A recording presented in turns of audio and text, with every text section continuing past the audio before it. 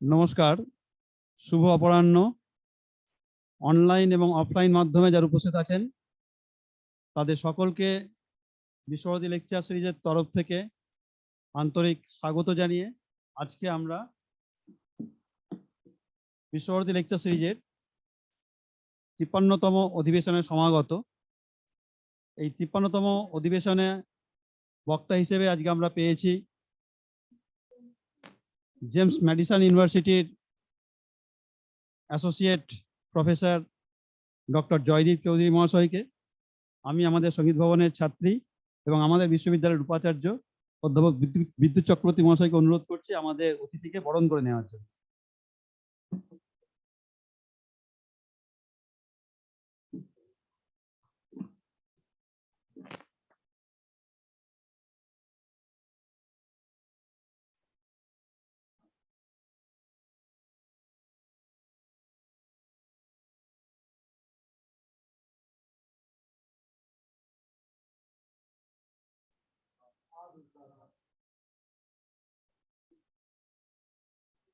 হ্যাঁ,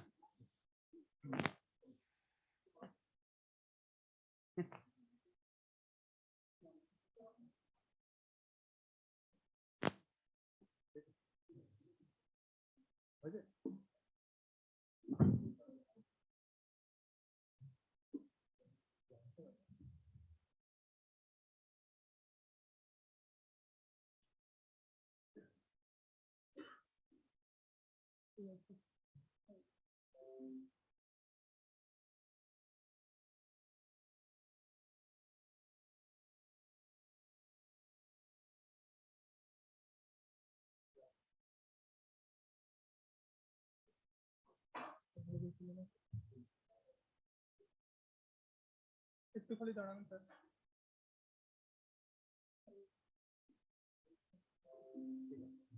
হ্যাঁ, ঠিক আছে। হ্যাঁ, রেডি।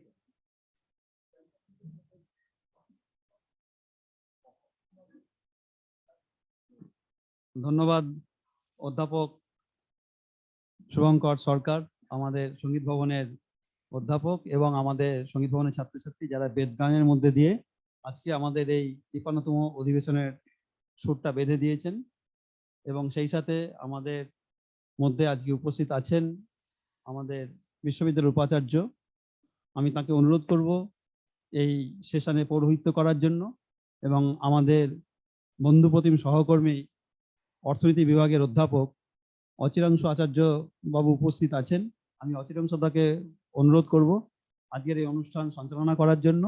এখন সর্বপ্রথমে আমি আমাদের উপাচার্য মশাইকে অনুরোধ করব যে এই ৫৩তম অধিবেশনকে স্বাগত জানিয়ে এবং বিশ্বভারতী লেকচার সিরিজ সম্পর্কে কিছু কথা উনি যদি বলেন, তারপরে প্রসিডিংস অচিরাংশু এগিয়ে নিয়ে যাবেন। ধন্যবাদ স্যার, প্লিজ।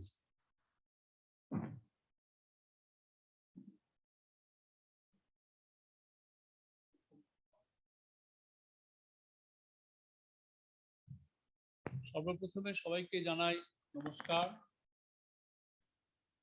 আজকে আমাদের ৫৩তম লেকচার। যে লেকচার সিরিজ শুরু হয়েছিল ২০১৯ সালের জানুয়ারি মাসে, এবং আপনারা সবাই জানেন হয়তো প্রথম লেকচার দিয়েছিলেন কেমব্রিজ বিশ্ববিদ্যালয়ের অধ্যাপক দিলীপ চক্রবর্তী। তারপরে আমরা ৫২টা লেকচার শুনেছি, আজকে ৫৩তম লেকচার শুনবো। এবং আজকে আমি খুব খুশি, তার কারণ আজকে আমাদের মধ্যে উপস্থিত হয়েছেন এমন একজন বক্তা, তিনি আমার ছোট ভাই, আবার আমার সহকর্মীও ছিলেন। কারণ আমি আমেরিকাতে জেমস ম্যাডিসন ইউনিভার্সিটিতে পড়াতে গিয়েছিলাম। আমি জানি না জয়দেবের মনে আছে কিনা, 3 অগস্ট 2010 আমাদের সঙ্গে পরিচয় হয়েছিল এবং তারপরে বন্ধুত্ব তৈরি হয়। তখন জয়দীপ একা ছিল, তারপরে জয়দীপ প্রেম করেছিল, তাই তো? না, আচ্ছা, যাই হোক, হঠাৎ একদিন আমাকে এসে বললো, বিদ্যুৎ আমি বিয়ে করবো। আমি বললাম, বিয়ে করলে তো একটা মেয়ে দরকার, তুই পেয়েছিস? বললো, হ্যাঁ পেয়েছি। কোথায় এটা? North Carolina university, north Carolina. তাই বললাম ঠিক আছে। তারপর যাই হোক, ওর বিয়ে হলো। এবং যেদিন আমরা আসলাম সেদিনকে খুব সুখবর পেলাম যে ওদের সংসারে নতুন অতিথি আসছে, যার জন্য সংঘমিত্রা ওর স্ত্রীর নাম, তার সঙ্গে আমাকে দেখা হয়নি। তো 10 বছর, তাই না, 12 বছর বাদে ওর সঙ্গে আমার দেখা হচ্ছে। এবং ওর সঙ্গে ফোনে প্রায়ই কথা হতো। তখন বললো যে আমি বিশ্বভারতীতে টক দিতে চাই। ঠিক আছে, আয়। তো আমি খুব খুশি এই কারণে যে আমার ছোট ভাইকে ওয়েলকাম করতে পারছি, এবং এমন একজন ছোট ভাই যে আমার সহকর্মী ছিল। এবং ওদের বিভাগে আমার এক খুব ঘনিষ্ঠ বন্ধু আছে, বব করোডনস্কি। সেখানে প্রায় যেতাম, ববও প্রায় আসতো। আর জয়দেবের একটা খুব ভালো গুণ আছে, যে গুণটা জানি না ওর কতজন বন্ধু বান্ধব জানা, আমি জানি। সেটা হচ্ছে চিকেন রান্না করে, কিন্তু পরে বলে দিতে হবে এটা চিকেনের ঝোল। মানে প্রেশার কুকারে প্রতিবারই দেখতাম চিকেনের চচ্চড়ি হয়ে যেত। তো এইটা একটা জয়দেবের স্পেশাল গুণ। তো এটা কিন্তু সবাই পারে না। আমরা যতবারই খেতে গেছি, হয়তো তোর মনে আছে কিনা জানি না, বলতো বিদ্যুৎ চিকেনটা কিন্তু খুব বলে গেছে, তারপরে দেখলাম চচ্চড়ি। এইটা জয়দেবের স্পেশালিটি। জানি না এখন ইমপ্রুভমেন্ট হয়েছে না, যেটা এটা তো মজার কথা বললাম। একাডেমিকলি জয়দীপ খুব ভালো কাজ করছে এখন, এবং টেনিওর ট্র্যাক পেয়ে এখন অ্যাসোসিয়েট প্রফেসর হয়েছে ওখানে। এবং আপনারা জানেন আমেরিকাতে টেনিওর ট্র্যাক পাওয়া খুব ডিফিকাল্ট, সেখানে জয়দীপ পেয়েছে, জন্য আমি জয়দীপকে অনেক ধন্যবাদ দিই। জয়দীপ আমাদের এখানকার ছাত্র, আইএসআই এ পড়াশোনা করেছিল। জয়দীপ এমন একজন স্পেশাল ছাত্র যে কিন্তু চাকরি করতে আমেরিকায় গিয়েছিল, তাই না, টিসিএস এ চাকরি করতে গিয়েছিল। তারপরে ও পিএইচডি করে, চাকরি ছেড়ে দিয়ে, টিসিএস চাকরি ছেড়ে দিয়ে ও পিএইচডি করে ভার্জিনিয়া টেক। তারপরে আমাদের বিশ্ববিদ্যালয়ে জয়েন করে জেমস ম্যাডিসন ইউনিভার্সিটি, হ্যারিসনবার্গ। তো সেইখান থেকে বন্ধুত্ব শুরু, এবং আজকে ওকে আমি ওয়েলকাম করছি আমার সহকর্মী হিসাবে। এবং আমি ওয়েলকাম করছি আমাদের অধিকাংশকেও কারণ অচিরাংশ এই দায়িত্ব দিয়েছেন, ওয়েলকাম করছে আমাদের যারা সিনিয়র কলিগ আছেন এবং তোমাদের ছাত্রছাত্রী যারা সবাই। সঙ্গীত ভবনের ছাত্রছাত্রীরা জানি না কতটা ইন্টারেস্ট পাবে, কিন্তু তোমাদেরকে ছাড়বো না, তোমাদের ছাড়লে অনেক খালি হয়ে যাবে ওখানে, সেটা তোমাদের শুনতে হবে, ঠিক আছে? আর আমি জয়দেবকে অনুরোধ করেছি যে যে টপিকটা, সে টপিকটা ও ইংরেজিতে বলতে অভ্যস্ত, কিন্তু বিশ্বভারতী ট্র্যাডিশন অনুযায়ী যদি একটু বাংলায় বলে তাহলে আমাদের সুবিধা হয় বুঝতে, কারণ আমরা ইংরেজিতে একটু কম বুঝি। তো সেটা আমি জয়দীপকে অনুরোধ করেছি। তো জয়দীপ আশা করছে আমার অনুরোধ রাখবে, এবং আমি আশা করছি এটা খুব ভালো আলোচনা হবে, এবং যারা অনলাইনে শুনছেন তাদেরকেও আমি ওয়েলকাম করি। এবং অনলাইনে আসার ফলে আমাদের এখানে জনসমাগম অনেক কমে গেছে। তার ভালো দিকটাও আছে, খারাপ দিকটাও আছে। ভালো দিক এটাই যে কোভিডের সময় আমরা ওই ডিস্টেন্সটা মেনটেন করতে পারছি। খারাপ দিক এটা যে স্পিকার হিসেবে আমার মনে হয় জয়দীবের পরে ভালো লাগছে, আর কিছুদিন আসতে একটু উৎসাহিত বোধ করতো। তো আশা করছি পরের বার আমরা আরো ভালো করে করতে পারবো। এই বলে আমি বক্তব্য শেষ করছি। আপনাদের সবাইকে ধন্যবাদ জানাচ্ছি, আর সবাইকে সাবধানে থাকতে বলছি, কারণ কোভিড কিন্তু এখনো যায়নি। আর আমার পাশে জয়দেব কিন্তু ঘুরে বেড়ায়, কিন্তু আমেরিকা থেকে এসেছে, তো আমাকে সবচেয়ে বেশি সাবধানে থাকতে হবে। তো এবারে এবারে যদি শুরু করবো তো অচিরাংশ কিছু বলবো তো, অচিরাংশ একটু ইন্ট্রোডাকশন দেবে, তারপর আমরা বক্তব্য শুরু করবো।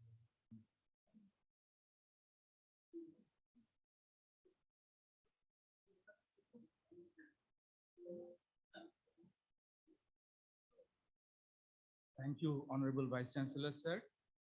Before Dr. Chowdhury gives his lecture, a brief introduction of Dr. Jaideep Chowdhury. Dr. Jaideep Chowdhury is an associate professor of finance at James Madison University, Virginia, USA. He received his PhD in economics and PhD in finance from Virginia Tech and master's in quantitative economics from Indian Statistical Institute. He has published numerous articles in well-ranked peer-reviewed journals like Journal of Banking and Finance, Accounting and Finance, Journal of Economics and Finance, the Journal of Investing, Applied Economics Letters, Asia Pacific Journal of Financial Studies, International Journal of Physical Distribution and Logistics Management, American Journal of Business, Journal of Business Economics and Management, Economics Bulletin, and Journal of Management and Organization. These are the topmost journals in economics and management. His research covers a broad spectrum of topics, including executive compensation, mutual funds, herding behavior, overconfidence of company directors, performance of employee-friendly firms, behavior of athlete CEOs, employees' bargaining power's impact on company policies, behavioral finance, and market efficiency. Today, Dr. Jaideep Chowdhury will speak on how director optimism affects CEO dismissal. I request Dr. Chowdhury to deliver his lecture.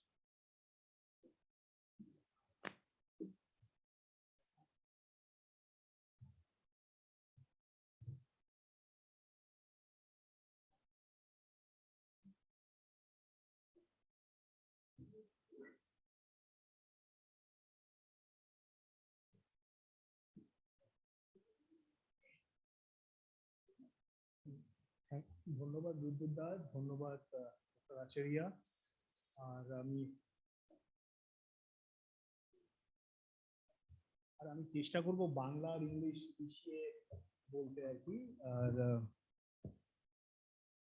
R power point presentation যদিও এখানে দেখছেন, but আমি চেষ্টা করব power point না করতে, মানে বিদ্যুৎ দা আমায় ওটাই সাজেস্ট করেছেন। আর খুব চেষ্টা করব জিনিসটা খুব জেনারেল রাখতে, যাতে মানে for the broader audience.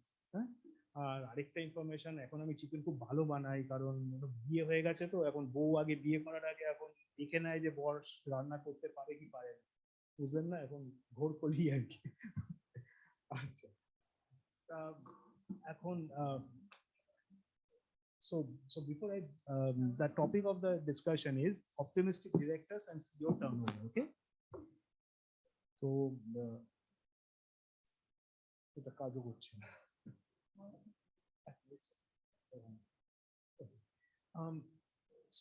So let me begin with a question. Okay, so how many of you hire people to do some work for you? Okay, like you hire some person and that guy is going to delegate some work to them, and that person does the work for you. So how many of you do that? Like most of us, right? And to give personal experience, I have some research assistants who do some research work, some RA work, like collecting data and stuff like that. Okay. Now, and in general also, for example, I have two babies. I hired babysitters. Okay, so the babysitters I hire, I pay them to look after the baby.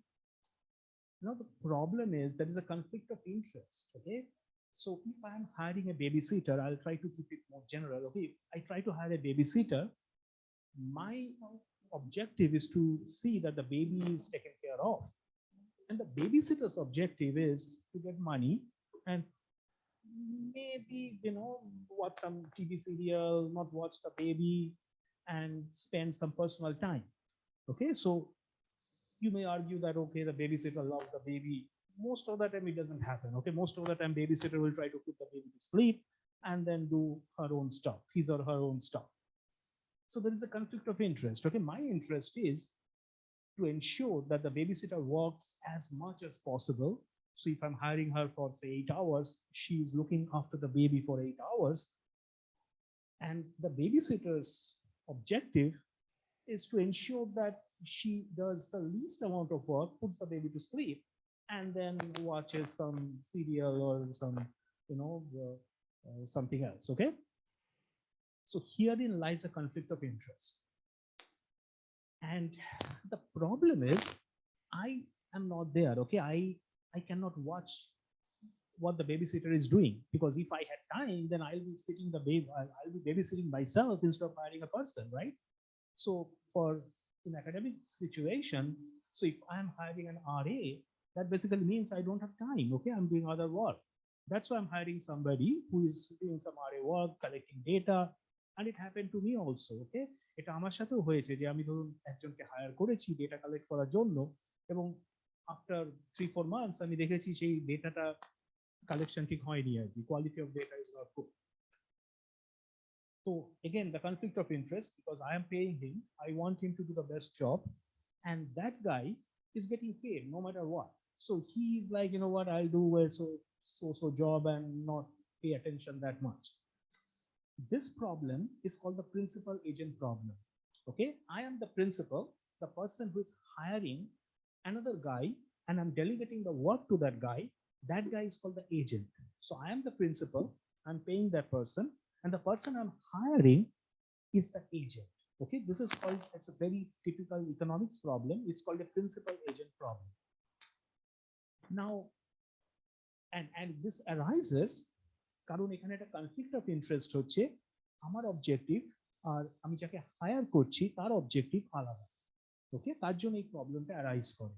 আর এটাকে মানে এটা ইকোনমিক্সে খুবই famous problem, doctor Acharya can back me up, এটাকে বলে principal agent problem.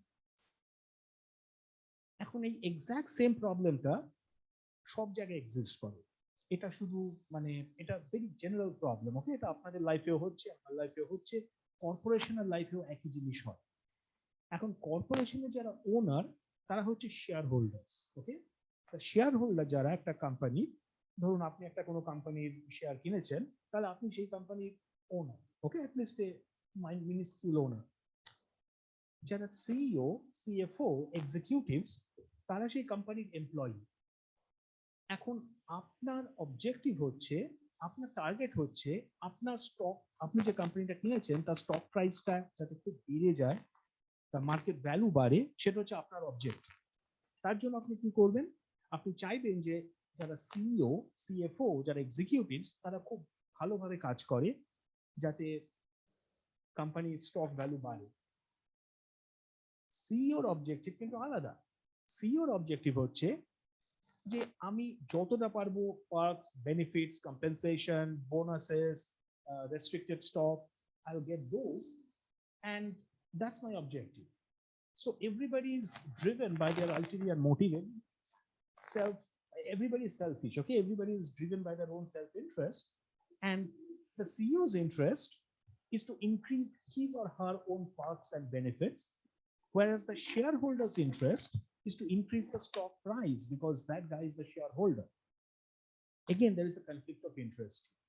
again the same thing, it's called the principal agent problem.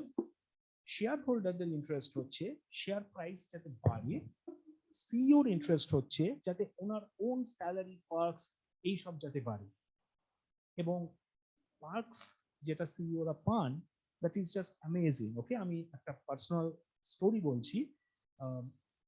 বিদ্যুতা বললেন যে আমি ইউএসএ তে গেছিলাম, I was working as a software professional. তা আমার ক্লায়েন্ট ছিল Quest communications. Okay, Quest communications is a major telecom company in the US, and the CEO, I used to work at the headquarters in Denver, Colorado. The CEO, I kid you not, I used to come in a bus, and I used to walk to the, I'll get down to the bus stop and just walk downtown to my office. Can you make a guess by what, how did the CEO come to the office? Make a guess. How the CEO used to come to office? He used to come in a helicopter. Okay, and I was just a 21-year-old that time. I was like, I just passed out, maybe 22-year-old. I was just like, what the hell is going on? The CEO literally used to land in a helicopter. It was a 22-story building, and he used to land in a helicopter on the top of the building. Okay, and by the way, he's in jail right now. Okay, for security fraud.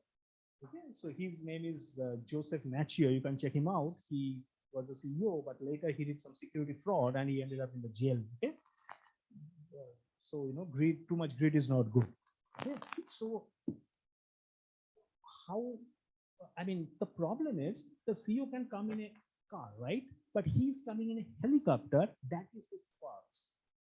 So এই যে টাকাটা যেটা সিইওর ক্ষেত্রে মানে company invest করছে in terms of helicopter, providing helicopter to the CEO, সেটা হচ্ছে তার পার্কস। সেই টাকাটা যদি কোম্পানি কোনো প্রোডাক্টিভ পারপাসে ইউজ করে, যদি একটা নতুন ফ্যাক্টরি কেনে, তাহলে ultimately in the long run share হোল্ডারদের ভালো হবে। And herein lies the problem. Okay, the CEO নিজের capacity as using his capacity as a CEO, he's the CEO, he's the boss. He make sure that he gets all the benefits and perks, and which is detrimental to the company's interest. Okay, CEO তো helicopter আসার কোনো দরকার নেই, CEO can just have a car. তা সিইওরা যেরকম parks and benefits পায় সেইটা is just মানে অ্যাস্টাউন্ডিং আর কি। ওকে, আমি আরো কিছু এক্সাম্পল দেবো as I progress. তা এইগুলো হচ্ছে কোম্পানির পক্ষে ভালো নয়, and herein lies the conflict of interest between the CEO and the shareholders. এখন তাহলে কি করা যায়, right? What's the solution? Okay, so if the CEO wants to, and not only the CEO, the top executives, CEO, CFO, CIO, CEO, the top executives, এরা যদি চায় যে আমরা নিজেদের পার্সোনাল কনজাম্পশনের জন্য কোম্পানির রিসোর্সেস কে ইউজ করব, তাহলে how do you control that? And herein lies the story of corporate governance. Okay, so how to control the CEO, how to make sure that the CEO doesn't go rogue. Okay, so that is where corporate governance comes in. আমি আপনাকে কোম্পানির স্ট্রাকচারটা বলছি। the shareholderরা they get together in annual general meetings. After that they elect a small group of people called the board of directors, and this board of directors তারপরে hires the CEO and the CFO, the top executives, to run the company. And the board of directors have the power to dismiss the CEO also.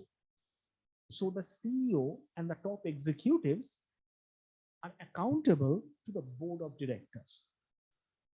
So the shareholders, there are thousands of them, right? সুতরাং মানে কিভাবে জিনিসটা হবে?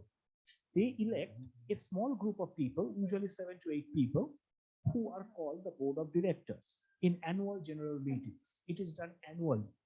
So every year, the board of directors are getting elected, এবং তারা তারপরে CEO, CFO এদেরকে higher করে, and then the CEO, CFO they report to the board of directors.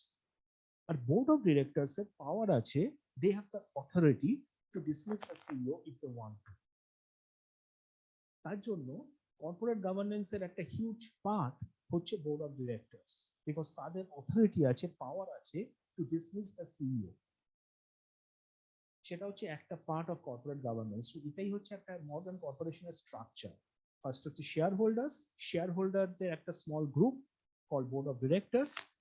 The board of directors are supposed to cater to the shareholders. Actually, board of directors, group of 7 to 8 people, they hire another group called the top management team. It's called TMT actually, top management team.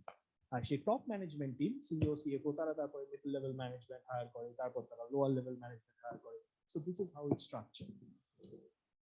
So CFO, CEO, they have to be under some control.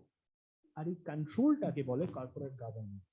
Otherwise কি হবে, CEO CFO they will go rogue, তারা কোম্পানির যত resources আছে সেগুলো তাদের own personal ইউজে use করবে, and they don't care, right? Because everybody is selfish, everybody is driven by their own self interest.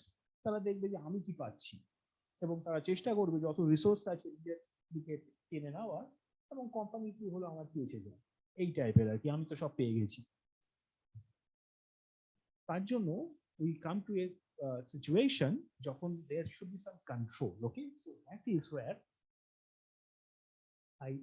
I bring in corporate governance. Okay, দু টাইপের কন্ট্রোল হয়। ওকে, দু টাইপের কন্ট্রোল, একটা হচ্ছে স্টিকস এন্ড ক্যারটস। যেমন চাণক্য বলেছে সাম দাম দান ভেদ, সেরকম পানিশমেন্ট এন্ড রিওয়ার্ড। পানিশমেন্টটা কি? পানিশমেন্ট হচ্ছে যে the threat of removing the CEO. CEO যদি ভয় থাকে যে কেউ তাকে সরিয়ে দেবে, তাহলে সিইও অত মানে he will be under control. সেটা কারা করতে পারে? ডিরেক্টররা করতে পারে, বোর্ড অফ ডিরেক্টরস করতে পারে। সেটা হচ্ছে one form of corporate governance. তো the threat of removal of the CEO. আরেক টাইপের হচ্ছে হস্টাইল টেকওভার। হস্টাইল টেকওভার কি জিনিস? হস্টাইল টেকওভার হচ্ছে, ফর এক্সাম্পল, একটা পার্টিকুলার সিইও, সে আমি একটা কোম্পানির সিইও, আর আমি কাজ করছি না। Okay, I am just shirking on my duties. তাতে কি হচ্ছে, the company is not performing very well, যদিও তাদের business model is very good, growth opportunity আছে, বাট দ্য কোম্পানির স্টক প্রাইস ইজ ফলিং, কারণ the management is not good. তাহলে কি হবে, অন্য একটা কোম্পানি বা কর্পোরেট রেডার, অনেক কর্পোরেট রেডার থাকে যারা হচ্ছে মানে rich investors, they are looking for companies to buy. তারা দেখতে পাবে যে হ্যাঁ, এই একটা কোম্পানি আছে রান বাই জয়দীপ চৌধুরী, এই কোম্পানিটা খুব বাজে পারফর্ম করছে, ইভেন দো এর বিজনেস মডেলটা খুব ভালো, it has a future, but কোম্পানিটা এই মুহূর্তে স্টক প্রাইস ইজ সো লো, কারণ ম্যানেজমেন্ট টিম খুব খারাপ। তখন তারা কি করবে, তারা টেক ওভার করে নেবে একটা কোম্পানিকে, এবং সিইও অবভিয়াসলি চাইবে না টেক ওভার করতে, কারণ তাহলে তার মানে পজিশন চলে যাবে। That's why it's called hostile takeover. তা আরেকটা কোম্পানি কি করবে, বাই ফোর্স আমার কোম্পানিটাকে টেক ওভার করে নেবে, এবং যদি সেটা করতে পারে, এবং সেখানে অনেক রকম প্রসেস আছে, আমি সেখানে যাচ্ছি না, বাট যদি তারা আরেকটা কোম্পানি বা একটা ওয়েলদি গ্রুপ অফ ইনভেস্টার্স যদি আমার কোম্পানিকে টেক ওভার করে নিতে পারে, তাহলে the first thing they are going to do is to fire me, যে এবারটার জন্যই সব খারাপ হচ্ছে, একে বার করে দেবে। সেই থ্রেটটা সিইওর কাছে সবসময় থাকে। তার জন্য এটাও হচ্ছে একটা স্টিক। ওকে, এটা একটা পানিশমেন্ট মেকানিজম, যার থ্রুতে সিইও কে আপনি একটা কন্ট্রোলের মধ্যে রাখতে পারেন। তো একটা হচ্ছে বোর্ড অফ ডিরেক্টরস, তারা সিইও কে ফায়ার করতে পারে, সেটা একটা way of controlling the CEO. আরেকটা হচ্ছে যে হস্টাইল টেক ওভার। আপনি যদি সিইও যদি কাজ ভালো না করে, আমি অ্যাজ এ সিইও যদি কাজ ভালো না করি, কোম্পানি সেটা অবভিয়াসলি রিফ্লেক্ট হবে, market value of the company fall করবে, কোম্পানির ভ্যালুয়েশন কমে যাবে, এবং সেটা যদি হয় সেটা আন্ডার ভ্যালুড কোম্পানি হবে, তখন অন্য কোনো কোম্পানি, কোনো রাইভাল কোম্পানি বা কোনো ওয়েলদি ইনভেস্টর সেই কোম্পানিটাকে কিনে নিতে চান। তার কারণ হচ্ছে যে কোম্পানিটা is a very good company, কিন্তু সেটা ভালো পারফর্ম করছে না বিকজ অফ দ্য ম্যানেজমেন্ট, এবং সেটা যদি করতে পারে, যে এটা যদি কিনে নিতে পারে, তারপর যদি রিভাইভ করতে পারে, তাহলে দিস গ্রুপ অফ ইনভেস্টার্স যারা এই হস্টাইল টেক ওভারটা করছে, will make a lot of মানি। তাই সেই থ্রেটটা সিইওর কাছে সবসময় থাকে, তার জন্য এটা হচ্ছে আরেকটা স্টিক। আর রিওয়ার্ড কি? রিওয়ার্ড মেকানিজম হচ্ছে যে প্রবলেমটা কি, প্রবলেম হচ্ছে যে সিইও নিজে সেলফ ইন্টারেস্ট দেখছে, ওকে, সিইও দেখছে আমি কি পার্কস আর বেনিফিটস পাচ্ছি, শেয়ার হোল্ডাররা কি করছে, শেয়ার হোল্ডাররা দেখছে যে স্টক প্রাইস যাতে বেশি হয়। খুব ইজি সলিউশন হচ্ছে সিইও কে স্টক ওনারশিপ দাও, okay, make him a part of stock owners. এটাকে বলে skin in the game basically. CEO যদি স্কিন ইন দ্য গেম থাকে তাহলে সিইও দেখবে আমার কোম্পানি, কারণ আমি এই কোম্পানির ওনার, তা আমি যদি খারাপ কাজ করি তাহলে এই কোম্পানির স্টক প্রাইস ফল করবে এবং সেই করে কি হবে, আমার নিজের ওয়েলথ ফল করবে। তার জন্য কি হবে, সিইও বলবে না না না আমি খারাপ, I will work as hard as possible so that company stock price increase করে, মার্কেট ভ্যালু বাড়ে, কারণ আমার নিজের শেয়ার আছে ইন দিস কোম্পানি, ওকে। এটাকে বলে কম্পেনসেশন স্ট্রাকচার। এবং এটা এত সোজা নয়, ওকে। আপনি প্রবলেম হচ্ছে, ধরুন আমি এক্সাম্পল দিচ্ছি, ধরুন আমি একটা সিইও, আমাকে আমার ডিরেক্টরস অফার করলো, ঠিক আছে জয়দীপ তুমি 100,000 শেয়ারস নাও, এবং আফটার ইউ গেট 100,000 শেয়ারস, তারপরে দে উইল এক্সপেক্ট যে আমি খুব ভালো কাজ করব, ওকে, কারণ আমার এখানে শেয়ারস আছে এবং যদি আমি ভালো কাজ করি তাহলে স্টক প্রাইস বাড়বে, আমার নিজের ওয়েলথ বাড়বে। কিন্তু এখানে আমি কি করতে পারি, আমি কয়েকদিন খুব ভালো কাজ করলাম, তখন মার্কেট সেটা রেকগনাইজ করলো যে খুব ভালো কাজ করছি, কোম্পানির ভ্যালুয়েশন বাড়লো, মানে স্টক প্রাইস বাড়লো কোম্পানি, তারপরে আমি কি করলাম, আমি কোম্পানির স্টকটা বিক্রি করে দিলাম। করে দেওয়ার পরে আমার তো আর কোনো ইন্টারেস্ট রইলো না, কারণ আমার যে শেয়ারটা ছিল আমি বিক্রি করে দিয়েছি। এরপরে কি হলো, আমি আবার সেই আবার কাজ করছি না, not do, I get perks and benefits, আমি একটা হেলিকপ্টার কিনে নিলাম কোম্পানির টাকায়, প্রাইভেট জেট কিনে নিলাম। এটাই হচ্ছে প্রবলেম, ওকে। তার জন্য কোম্পানির যে কম্পেনসেশন স্ট্রাকচার ডিজাইন করাটা ইজ এ চ্যালেঞ্জ। তা আমি যদি সিইও হই আর বোর্ড অফ ডিরেক্টরস চাই যে আমি খুব ভালো কাজ করি, তাহলে আমাকে ইনসেন্টিভ দিচ্ছে, আমায় বলছে তুমি কোম্পানির শেয়ার নাও, এবং as you are the owner of the company now, you will work for the benefit of the company. কিন্তু সেটা অনেক সময় হয় না, কারণ আমি কি করব, আমি কয়েকদিন খুব ভালো কাজ করব, stock price will go up, or I am just lucky. অনেক সময় there are market fluctuations, just market খুব ভালো, আমার স্টক প্রাইস বেড়ে গেল, আমি স্টকটা বিক্রি করে দিলাম, I get lot of money, after that আমার আর কোনো ইন্টারেস্ট রইল না ইন দ্যাট কোম্পানি। তার জন্য কোম্পানি এমন ভাবে ডিজাইন করে কম্পেনসেশন স্ট্রাকচারটা, সেটা হচ্ছে যে আমাকে ওরা কোম্পানি স্টক দেবে কিন্তু আমি সেটা বিক্রি করতে পারবো না, এটাকে বলে রেস্ট্রিক্টেড স্টকস। এবং একটা ভেস্টিং পিরিয়ড থাকে, যে আমায় যদি কেউ কোম্পানি শেয়ারস দেয় অ্যাজ এ সিইও, আমি ইমিডিয়েটলি ওটা বিক্রি করতে পারবো না। তার মানে কি হলো, আমি ওই কোম্পানির শেয়ারস নিয়েছি এবং I am stuck with the কোম্পানির শেয়ারস, তার জন্য I will keep working as hard as possible till the point আমি ওটা বিক্রি করতে পারি, কারণ আমার সেলফ ইন্টারেস্ট আছে এখন ওই কোম্পানির স্টক প্রাইসটা যাতে বাড়ে। তার জন্য কোম্পানির বোর্ড অফ ডিরেক্টরস এমন ভাবে কম্পেনসেশন স্ট্রাকচারটা ডিজাইন করে যাতে করে আমি as a CEO have an incentive to work to improve, to increase the stock price, কারণ আমি বিক্রি করতে পারছি না ওটা, I am stuck with that. একটা ভেস্টিং পিরিয়ড থাকে, ইউজুয়ালি 5 ইয়ার্স, বেশিও হয় 10 ইয়ার্সও হয়, ততদিন আমি এই কোম্পানির স্টকটা বিক্রি করতে পারবো না। এটা হচ্ছে এক রকমের কম্পেনসেশন, ওকে। সিইওরা বিভিন্ন টাইপের কম্পেনসেশন পায়, একটা হচ্ছে সিম্পল স্যালারি, বোনাস তো আপনারা জানেন, মানে পারফরমেন্স বেসড, কিছু প্রফিট বেড়ে গেল বোনাস পেলো এরকম। আরেকটা হচ্ছে রেস্ট্রিক্টেড স্টকস, সিইও কে স্টকস দেওয়া হবে এবং বলা হবে যে you are stuck with the stock called restricted stocks, আপনি একটা টাইম অবধি এটাকে বিক্রি করতে পারবেন না। তাতে করে সিইও কে কাজ করে যেতে হবে in the interest of the company, because his own wealth is tied to the performance of the company's stock. আরেক রকমের হয়, সেটা হচ্ছে অপশনস, কল অপশনস, ওকে। ওটা হচ্ছে, আমি ডিটেলসে যাচ্ছি না, ওটা হচ্ছে বেসিক্যালি আপনার মানে very similar to restricted stocks, but ওটা মোর রিস্কি, ওকে, মোর রিস্কিয়ার ফাইন্যান্সিয়াল ইনস্ট্রুমেন্ট। একই কনসেপ্ট, এটার ভ্যালুটা, অপশনের ভ্যালুটা বেড়ে যাবে যদি কোম্পানির স্টক প্রাইস বাড়ে, তাহলে এগেন সিইও সেলফ ইন্টারেস্টে চেষ্টা করবে কোম্পানির স্টক প্রাইস বাড়াবার জন্য। তার জন্য এগুলো হচ্ছে ইনসেন্টিভ স্ট্রাকচার, এগুলোকে ক্যারেটস বলে।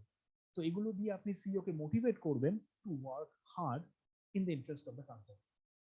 আর স্টিক্স কি? স্টিক্স হচ্ছে থ্রেট অফ ডিসমিসাল, তুমি যদি কাজ না করো তোমাকে বার করে দেবো। আরেকটা হচ্ছে হস্টাইল টেক ওভার, তুমি যদি কাজ না করো অন্য কোনো কোম্পানি এসে will take over the company and they will fire you, এটাকে বলে হস্টাইল টেক ওভার। ওকে, তো এগুলো হচ্ছে মানে ব্রড কর্পোরেট গভর্নেন্স মেকানিজমস। এরপরে আরো কিছু আছে, ধরুন আউটসাইডার্স। আউটসাইডার্স মানে কারা? ধরুন অডিটার্স। পাবলিক কোম্পানি হলে তার অডিটার্স থাকে এবং তারা কিন্তু সিইওর সাথে টাইড নয়, তারা হচ্ছে কমপ্লিটলি ইন্ডিপেন্ডেন্ট অডিটার্স। এবং তারা যদি দেখে যে CEO is not doing very well, সেটা তাদের অডিট রিপোর্টে বেরিয়ে আসবে, আর সেটা হলে CEO will be in trouble. So এটা হচ্ছে another form of corporate governance. For example, অ্যাকাউন্টেন্টসরা ইন্ডিপেন্ডেন্ট হয় এবং অ্যাকাউন্টেন্টসরা দেখবে যে মানে প্রফিটেবিলিটি সিইও ক্লেম করছে, return on assets CEO claim করছে, সেগুলো রাইট না রং। এবং তারা যদি দেখে যে মানে কোম্পানির মানে ব্যালেন্স শিট ভালো নয়, এটা পাবলিশ করে। ইটস পাবলিক কোম্পানি, প্রাইভেটের কথা বলছি না, পাবলিক কোম্পানি যেগুলো হয় তাদের এগুলো every quarter annual quarterly report এবং অ্যানুয়াল রিপোর্ট দুটো জেনারেট করতে হয়। এবং অ্যাকাউন্টেন্টস উইল ডু দ্যাট। এবং অ্যাকাউন্টেন্টস যদি দেখে যে কোম্পানির ফাইন্যান্সেস আর নট গুড, তারা সেটা পাবলিশ করবে এবং সেটা হলে CEO will be in trouble. তার জন্য এরাও হচ্ছে এ পার্ট অফ কর্পোরেট গভর্নেন্স, যেমন অডিটর, যেমন অ্যাকাউন্টেন্ট, যেমন অ্যানালিস্ট। ওকে, প্রত্যেকটা কোম্পানির অ্যানালিস্ট থাকে। অ্যানালিস্ট মানে কারা? অ্যানালিস্ট হচ্ছে, এদেরকে সিকিউরিটি অ্যানালিস্ট বলে, এরা কোম্পানিকে বিচার করে। ওকে, সিম্পলি বিচার করে, করে রেকমেন্ড করে buy or sell, buy strong, buy sell strong sell. আর অ্যানালিস্টের রিপোর্টটা খুব ইম্পর্টেন্ট। ওকে, অ্যানালিস্ট যদি বলে সেল, তাহলে ইমিডিয়েটলি স্টক প্রাইস ফল করতে শুরু করে। And as I said, CEO নিজের স্টক থাকে, সুতরাং অ্যানালিস্ট যদি সেল বলে আর স্টক প্রাইস ফল করতে শুরু করে, তাহলে সিইওর own self interest will be hurt. তার জন্য সিইও কখনো চাইবে না যে অ্যানালিস্ট বলুক সেল অর স্ট্রং সেল।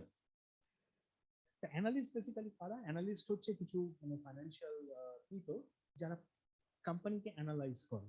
ওকে, তারা বিভিন্ন রকমের ফাইলিংস, কোম্পানি ফাইল করে, তো মানে বিভিন্ন কোম্পানি ফাইলিং, তাদের অ্যাকাউন্টিং রিপোর্টস সবকিছু দেখে তারা কোম্পানির ওভারঅল হিস্ট্রিটা রাখে এবং তারা ফাইন্ড আউট করে এবং রেকমেন্ড করে যে কোম্পানিটা কেনা উচিত না বিক্রি করা উচিত। এবং স্ট্রং বাই মানে সত্যি ইমিডিয়েটলি কেনা উচিত নাকি ইমিডিয়েটলি বিক্রি করে দেওয়া উচিত, এগুলোকে বলে অ্যানালিস্ট। এটা খুব লিকুইডেটিভ জব একটা, এবং ইউএসএ তে এবং এখানেও মানে তারা প্রচুর মানে ভালো স্যালারি পায়। এটাকে বলে অ্যানালিস্ট বলে, ফিনান্সিয়াল অ্যানালিস্ট। তারা কি করে? তারা রেকমেন্ড করে or buy or sell or strong buy strong sell. এবং এরাও হচ্ছে আউটসাইডার, এদের উপর সিইওর কোনো কন্ট্রোল নেই। তাই এরা হচ্ছে আউটসাইডার এবং দে আর এ পার্ট অফ কর্পোরেট গভর্নেন্স। তো অ্যানালিস্টরাও যদি বলে যে স্ট্রং সেল, তাহলে CEO is under trouble. So এই ডিফারেন্ট মেকানিজমস, একটা হচ্ছে directors, board of directors, because তারা সিইও কে ফায়ার করতে পারে। আর একটা হচ্ছে হস্টাইল টেক ওভার, বিকজ একটা অন্য company can take over this company and fire the CEO. তারপর আউটসাইডার্স যেমন অ্যানালিস্ট, অ্যাকাউন্টেন্টস, অডিটার্স, এরা সিইও কে মনিটর করে আর দেখে যে সিইও ডাজন্ট গো রোগ। আর এগুলো হচ্ছে স্টিক্স। আর ক্যারেট হচ্ছে সিইও কম্পেনসেশন এমন ভাবে তোমরা ডিজাইন করা হয় যে CEO himself will ensure that the stock price keeps going up, কারণ তার compensation is tied to the stock price. কিন্তু এত কিছুর পরে অনেক সময় things do not work out. ওকে, আমি একটা এক্সাম্পল দিচ্ছি। ফর এক্সাম্পল, ইউএসএ তে ফিনান্সিয়াল ক্রাইসিস হয়েছিল এন্ড দ্যাট ওয়াজ, এবং সেটা স্পিল ওভার হয়েছিল সব জায়গাতে। ইন্ডিয়াতে লাকিলি অত ভালোভাবে স্পিল ওভার হয়নি, কিন্তু ওয়ার্ল্ড ওয়াইড হয়েছিল 2007, 8, 9। ইউএসএ তে ভালো রিসেশন হয়েছিল স্টার্টিং ডিসেম্বর 2007 থেকে অ্যারাউন্ড জুন 2009 অব্দি ইউএস ওয়াজ আন্ডার রিসেশন, এবং তার সাথে গ্লোবাল রিসেশন হয়েছিল, if you remember. Okay, one of the primary reason was financial sector meltdown হয়েছিল ইউএসএ। যেমন লেমন ব্রাদার বলে একটা ইনভেস্টমেন্ট ব্যাংকিং কোম্পানি ছিল, they went bankrupt, liquidate করে, it's not there anymore, but চলে গেছে, liquidate করে। তার যে সিইও, তিনি মানে এই এত কিছুর পরে আমি এত কিছু ধরে বলছি যে কম্পেনসেশন এমন ভাবে ডিজাইন করা হবে যে CEO's will have incentive and all, but it doesn't work sometimes. Okay, so Lehman Brothers is CEO ruined the company. Okay, so ultimately in 2000 September of 2008 Lehman Brothers liquidated, it became history. এখন আর Lehman Brothers exist করে না।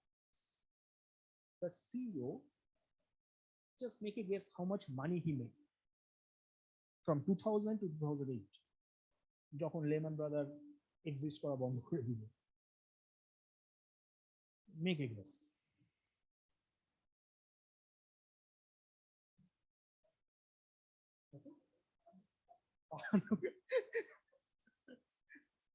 না, in dollars. In dollars. হ্যাঁ, but আরো অনেক বেশি। Any more guesses?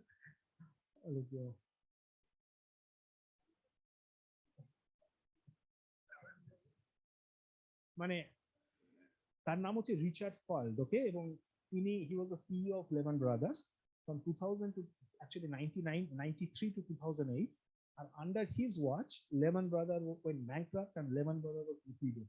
It became history. So now you tell me how much money he made. Yeah, that's the list.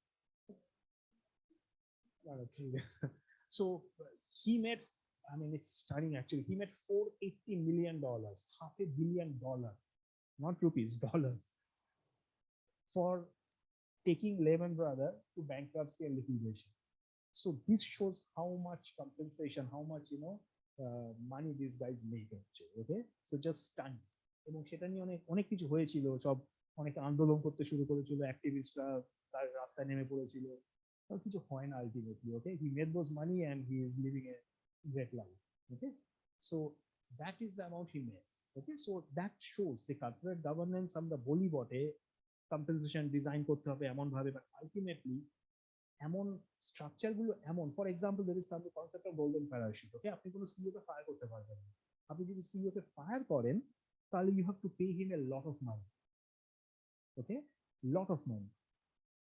এই যে এখন কদিন আগে টুইটারকে ইলন মাস্ক কিনে নেবে বলছিল, রাইট? টুইটারকে যদি ইলন মাস্ক কিনে নিত, টুইটারকে সিইও কে যদি ফায়ার করতে হতো, তাহলে he will get at least $50 million এরকম contract. Okay, it's just a mess আর কি। মানে সিইও এবং সিএফও এরা এত বেশি পাওয়ার ইউজ করে এবং তাদের কন্ট্রাক্ট এত মানে এমন অদ্ভুত টাইপের হয় আর কি, যে even if they are fired they get millions and millions of dollars basically. Okay, এবং সেটা ঠিক নয়, obviously it's not right, but that is what it is.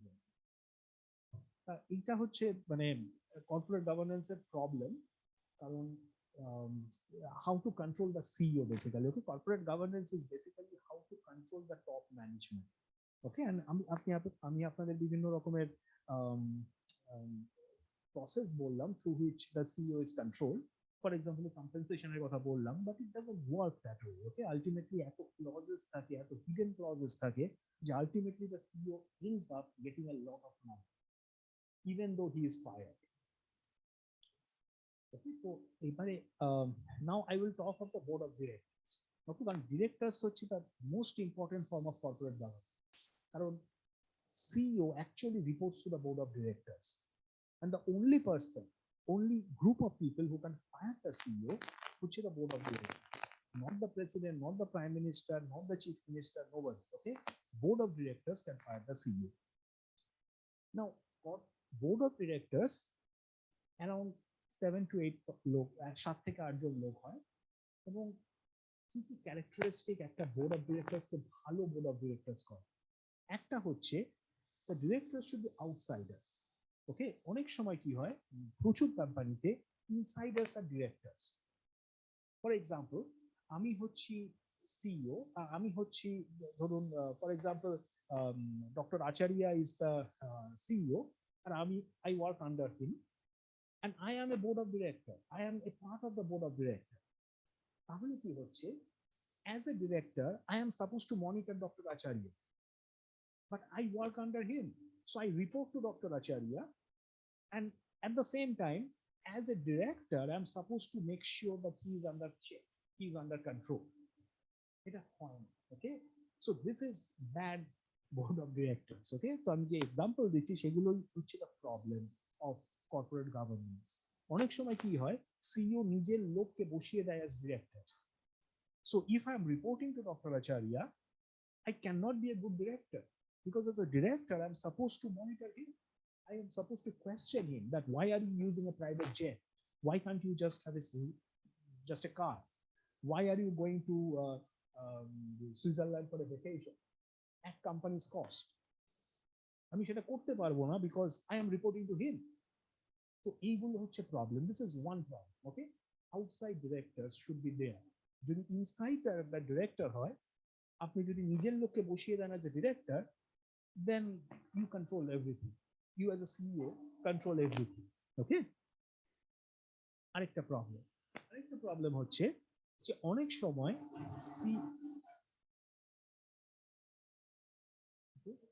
আরেকটা প্রবলেম হচ্ছে as a CEO, lot of times you are also the chairman of the board. Okay? Mukesh Ambani যেটা, okay? Mukesh Ambani is the CEO, he is also the chairman of the board. তাতে করে কি হয়, you control who is going to be a director. Board-এ কি করে I just talked, board-এ কি করে elected হয়, board of directors get elected, okay, not selected, elected. তার জন্য কি হয়, you have to be on the ballot. And who controls the ballot? The chairman of the board controls the ballot. The CEO যদি chairman of the board হয়, he essentially controls who is going to be on the ballot. But if you want to win an election, you have to be on the ballot.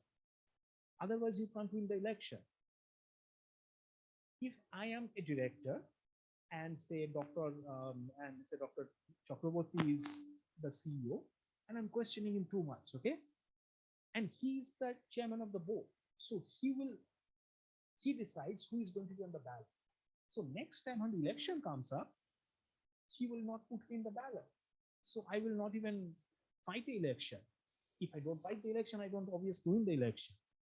So to be CEO is also the chairman of the board.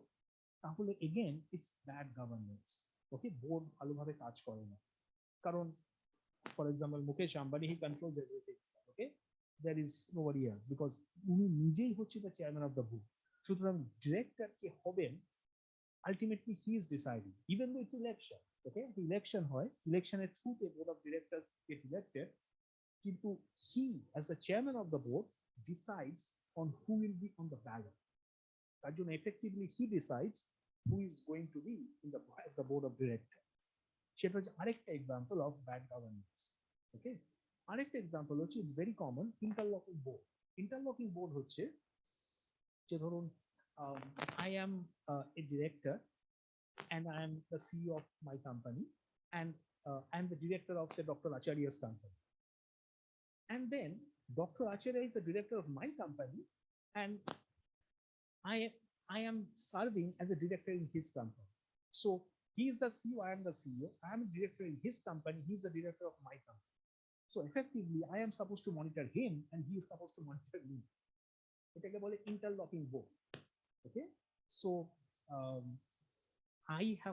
I as a director have to monitor Dr. Acharya in his company because he is the CEO of his company, and then Dr. Acharya as a director in my company is supposed to monitor me because I'm the CEO of my company. Never happens, okay? When it's like you scratch my back, I scratch your back, okay? So এটাও হচ্ছে exam, it's very common ইন্ডিয়াতে, এটা very very common. Okay, usually কি হয়, একটা family conglomerate হয়, তো 4-5টা company থাকে এবং আমি যদি একটা কোম্পানির সিইও হই, আমি ডক্টর সাহাকে আমি আমার কোম্পানির ডিরেক্টর বানাবো and vice versa. তাতে করে কি হয়, ultimately the CEO is not monitored by anybody. He is not accountable to anybody, কারণ আমি যদি আপনাকে কোয়েশ্চেন করি, আপনিও তো আমায় কোয়েশ্চেন করবেন, সুতরাং it's like okay, let's not make lives difficult for ourselves, that we have. So এটা is very common, especially in developing countries, especially in India, is very common. Interlocking board বলে এটা। আরেকটা হচ্ছে আরেকটা problem with board of governance এবং সেটা most of the time common in family run businesses, যে a director is elected for a long period. এটাকে staggered board বলে। যে আপনি যদি একবার ডিরেক্টর হয়ে যান, তারপরে ইনিশিয়ালি কি হয়, 2 বছরের জন্য ডিরেক্টর হলেন, তারপরের বার যদি ইলেক্ট হন তাহলে 6 বছরের জন্য ডিরেক্টর হয়ে যাবে, এবং তারপরে যদি ইলেক্ট হন তাহলে 8 বছরের জন্য ডিরেক্টর হয়ে যাবে। তাহলে that is not good. A good director is every year election হবে, এবং এভরি ইয়ার, কারণ annual general meeting every year হয়, it's by definition annual. Okay, so annual general meeting হয় every year. So all the directors every year should be elected. সেটাই হচ্ছে যে good board. কিন্তু আপনি যদি একবার ইলেক্ট হয়ে যান, এটা অনেকটা আমাদের রাজ্যসভার মতো আর কি, একবার ইলেক্ট হয়ে গেল 6 বছরের জন্য, এরকম 6 বছর না 5 বছর, রাজ্যসভা 6 বছর, 6 বছর একবার। ইউএস সেনেটও হচ্ছে 6 বছর, একবার ইলেক্ট হয়ে গেল 6 ইয়ার্স এর জন্য আপনি ইলেক্ট হয়ে গেলেন। সেটা হলে কি হয় যে এই ক্রনিক ক্যাপিটালিজম এগুলো এসে যায় আর, কারণ আপনি একবার ইলেক্ট হয়ে গেছেন এবং if you make contacts for next 6 years আপনি সিকিউর, আপনি কিছু বন্ধু বন্ধু বানিয়ে নিলেন, আবার আপনি রিনিউড হয়ে যাবেন। কিন্তু এভরি ইয়ার যদি ইলেকশন হয়, এভরি ইয়ার যদি প্রত্যেকটা ডিরেক্টর সিটের জন্য ইলেকশন হয়, তাহলে you will be on your toes, because you know যে আপনাকে ইলেকটোরেটদের ফেস করতে হবে। ইলেকটোরেট এখানে কমন পার্সন না, ইলেকটোরেট হচ্ছে শেয়ার হোল্ডার্স। এই যে ভোটটা হয় সেই ভোটটা হচ্ছে উইদিন ইউর শেয়ার হোল্ডার্স। তা আপনি যদি প্রত্যেক বছর you are up for ballot, তাহলে ইউ উইল এনশিওর যে আপনি you are taking care of the share holders, because আপনি যদি you are doing job, you are catering to the shareholders. তার জন্য আপনি চেষ্টা করবেন, you will cater to the shareholders, you question the CEO, you keep him under control. But সেটা যদি না হয়, ব্যাড গভর্নেন্স হচ্ছে যে আপনি একবার ইলেক্ট হয়ে গেলেন, দ্যাটস ইট, আবার 6 বছর পর ইলেকশন হবে, তখন দেখা যাবে 6 বছর পর কি হয়। So that's again another example of bad governance. Okay, তো এইগুলো হচ্ছে ডিফারেন্ট মানে aspect of good governance, bad governance. আর এই যেটা বললাম আপনাকে যে মানে স্ট্যাগার্ড বোর্ড, যে একটা লোক ইলেক্টেড হয়ে গেল, এবং it is very common, very prevalent in India, যে মানে একবার ইলেক্ট হয়ে গেলেন আপনি, তারপরে ইউ ক্যান সার্ভ ফর 6, এটা ডিপেন্ড করে, এটা কোনো ফিক্স কোনো রুল নেই, ডিপেন্ডস কোম্পানি টু কোম্পানি। একবার ইলেক্ট হয়ে গেলে আপনি অনেক দিন অবধি আপনি সার্ভ করতে পারেন as a board of directors. তারপরে আবার যখন ইলেকশন আসবে, তখন আবার আপনি মানে হোপফুলি গেট ইলেক্টেড। এটা ভালো নয় আর কি, not a example of good governance. আপনাকে কি করতে হবে, আপনি প্রত্যেক বছর ইলেকশন ফেস করতে হবে, প্রত্যেক বছর every seat should be up for election. আরেকটা হচ্ছে যে কিউমুলেটিভ ভোটিং। ওকে, কি হয় যে আপনি যদি কোনো কোম্পানির 51% ওনারশিপ রাখেন, আর সে দাদা 10টা সিট আছে ডিরেক্টরের জন্য, সুতরাং 10টা ইলেকশন হবে। ওকে, there are 10 সিটস, 10টা ইলেকশন হবে। আপনার যদি 51% ভোট থাকে, কন্ট্রোল থাকে, তাহলে আপনি 10টা সিটই জিতে যাবেন। মাইনরিটি শেয়ার হোল্ডার্স এর কোনো চান্স থাকবে না কোনো সিট জেতা, because cumulative voting is not allowed. Just regular voting হচ্ছে 51-49, 51-49, এরকম 10 বার হবে, আপনি 10টা সিটই জিতে যাবেন। এগেন, এটা ভালো না। Okay, it's not good, because the minority voice should also be heard. Minorities also should have a representation in the board of directors. তার জন্য সলিউশন হচ্ছে, এটাকে বলে কিউমুলেটিভ ভোটিং। কিউমুলেটিভ ভোটিং হচ্ছে, ধরুন আমার কাছে 10টা, আমার কাছে একটা শেয়ার আছে। ওকে, আমার কাছে যদি একটা শেয়ার থাকে আর there are 10 elections, তাহলে আমার কাছে 10টা ভোট আছে। প্রত্যেকটা ইলেকশন আমি ভোট দেবো না, একটা ইলেকশন আমি ভোট দেবো, 10টা ভোট কম্বাইন করে আমি একজনকে ভোটটা দেবো, এটাকে বলে কিউমুলেটিভ ভোটিং। আমার কাছে যদি একটা শেয়ার থাকে আর যদি 10টা ইলেকশন হয়, কারণ যেটা 10টা সিট আছে, আমি যদি 10 বার ভোট দিই, তাহলে আমার ভোটটা 10 জায়গায় ভাগ হয়ে যাবে। কিন্তু আমি যদি 10 জায়গায় ভোট না দিই, আমি জাস্ট একবারই ভোট দেবো, একজনকে ভোট দেবো, এটা যদি অ্যালাউ করা হয়, এটাকে বলে কিউমুলেটিভ ভোটিং। তাহলে there is a chance যে মাইনরিটি শেয়ার হোল্ডাররা কোলাবোরেট করে অ্যাটলিস্ট একজনকে ডিরেক্টর হিসেবে ইলেক্ট করতে পারবে। মানে ধরুন সমস্ত মাইনরিটি শেয়ার হোল্ডাররা ডিসাইড করলো যে আমরা জাস্ট একটা পার্সনকে ভোট দেবো, আমরা 10 জনকে ভোট দেবো, এবং আমাদের সমস্ত ভোট আমরা অ্যাকুমুলেট করে একজনকে দেবো। If that happens, at least একজন director will be elected who will represent the minority shareholders. এটাকে বলে কিউমুলেটিভ ভোটিং, এবং সেটা দরকার to make the vote effective. Otherwise কি হবে, আপনার যদি 51% মানে কন্ট্রোল থাকে 51% ভোটের ওপরে, তাহলে you will win all the elections. 10টা ইলেকশন হবে এক বছরে, because there are 10 seats, প্রত্যেকটাতে আপনি 51 49 51 49 করে 10টাই জিতে যাবেন, এবং that's not good. Okay, cumulative voting যদি অ্যালাউ করা হয়, আমার কাছে যদি একটাই শেয়ার থাকে, তার মানে প্রত্যেকটি ইলেকশন আমি একটা ভোট দিতে পারি। 10টি ইলেকশন আছে, আমি 9টা ইলেকশনে ভোট দেবো না, জাস্ট একটা ইলেকশনে ভোট দেবো, এবং সেখানে যে 10টা ইলেকশনের ভোট মানে 10টা ভোট সেটা আমি একসাথে দেবো একজন। সেটা যদি অ্যালাউ করা হয়, এটা কিউমুলেটিভ ভোটিং বলে, যদি অ্যালাউ করা হয় তাহলে আই ক্যান এনশিওর, এবং আমার মতো যত মানে ছোট মানে শেয়ার হোল্ডার্স আছে, they can all collaborate and ensure যে at least one person gets elected who is representing the minority shareholders.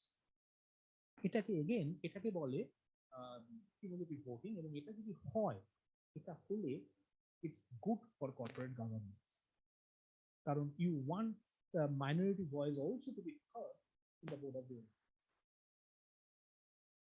এগুলো হচ্ছে বিভিন্ন mechanism to how to make the shareholders, how to make the board of directors more effective. Okay, এগুলোকে বলে effective different mechanisms to make the board of directors more effective. Do you guys have any questions till now before I move on to no. Okay, so now শেষ করব কথা বলি, we'll wrap it up. So now what I'm working on is, এখন একটা নতুন field এসছে ফাইন্যান্সে এবং ইকোনমিক্সে এবং ডিফারেন্ট ফিল্ড, এটাকে বিহেভিয়ারাল ফাইন্যান্স বলে বা বিহেভিয়ারাল ইকোনমিক্স। সেটা হচ্ছে something which is not explained, which is not rational. Okay, say for example, আমি যদি মানে একটা কোনো গুড নিউজ আসে, তাতে যদি ওভার রিঅ্যাক্ট করি, সেটাকে বলে ইরেশনাল বিহেভিয়ার। ধরুন একটা স্টক মার্কেটে একটা কোনো গুড নিউজ এলো and the stock price shoots up the air, সেটাকে বলে মানে সেটা হচ্ছে ওভার রিঅ্যাকশন বলে, এবং ইটস নট রেশনাল। এগুলোকে বিহেভিয়ারাল মানে বিহেভিয়ারাল ইকোনমিক্স ফাইন্যান্স যাই বলুন না কেন। ওকে, এবং অনেক ভেরি ইন্টারেস্টিং এক্সাম্পল আছে, যেমন অ্যানালিস্ট। ওকে, এখন মানে পিপল হ্যাভ শোন যে যখন ভালো দিন থাকে, ভালো in the sense weather is good, অ্যানালিস্টরা খুব ভালো ভালো অ্যানালিস্ট রিপোর্ট দেয়। যদি ওয়েদার ব্যাড থাকে তাহলে ওরা খুব খারাপ রিপোর্ট দেয়। and how do you explain that? Okay, and this is well documented and it's already published. Okay, how do you explain that? It should not be, right? মানে ওয়েদারের উপর ডিপেন্ড করে তো আমি আমার রিপোর্ট বানাবো না, বাট এটা হচ্ছে। এগুলোকে বলে বিহেভিয়ারাল ফাইন্যান্স। তা আমি একটা ডিরেক্টরদের বিহেভিয়ারাল ফাইন্যান্সের অ্যাসপেক্ট নিয়ে কাজ করছি, সেটা হচ্ছে অপটিমিজম। অপটিমিজমটা কি? Just like CEOs get restricted stock options, ডিরেক্টররাও স্টক এন্ড অপশন পায়। এখন যদি স্টক ডিরেক্টররা পেয়েছে এবং সেটাকে তারা এক্সারসাইজ করছে না, তার মানে ওরা ওটাকে ক্যাশ আউট করছে না, ইভেন দো দে ক্যান, তার মানে that particular director is optimistic about the company's future. তা অপটিমিস্ট ডিরেক্টর মানে কি? অপটিমিস্ট মানে কোনো সার্ভে টার্ভে নয়, আমি সেই ডিরেক্টরের স্টক হোল্ডিংটা দেখছি এবং আমি দেখছি যে দোজ ডিরেক্টরস যারা স্টকটা এনক্যাশ করছে না, স্টক প্রাইস প্রচুর বেড়ে গেছে, যা হওয়ার থেকে অনেক বেড়ে গেছে, তারপরেও তারা স্টকটাকে এক্সারসাইজ করছে না, এনক্যাশ করছে না, তার মানে সেই ডিরেক্টর ইজ অপটিমিস্টিক যে স্টক প্রাইস আরো বাড়বে, তার জন্য তারা ওটাকে এনক্যাশ করছে না। এবং সেটা যদি হয়, আমি তাকে ক্যারেক্টারাইজ করছি অ্যাজ অ্যান অপটিমিস্ট ডিরেক্টর। এবং তারপরে আমি শো করছি, এটা হচ্ছে আমার পেপার অ্যাকচুয়ালি, যেটা আমি এখন অবধি বললাম সেটা হচ্ছে জাস্ট ফাইন্যান্স থিওরি। ওকে, আমি জাস্ট আমার পেপারে জাস্ট ব্রিফলি বলে আর র্যাপ আপ। ওকে, তো আমি যেটা শো করছি যে যদি কেউ অপটিমিস্ট ডিরেক্টর হয় তাহলে সে সিইও কে ফায়ার কম করে, less likely to fire the CEO. আমি স্ট্যাটিস্টিক্যাল মডেলিং ইউজ করে আমি দেখাচ্ছি যে if a director is optimistic about the future, because সে নিজের স্টক ধরে রাখছে, বিক্রি করছে না, তাহলে he is less likely to fire the CEO even if the CEO is not doing very well.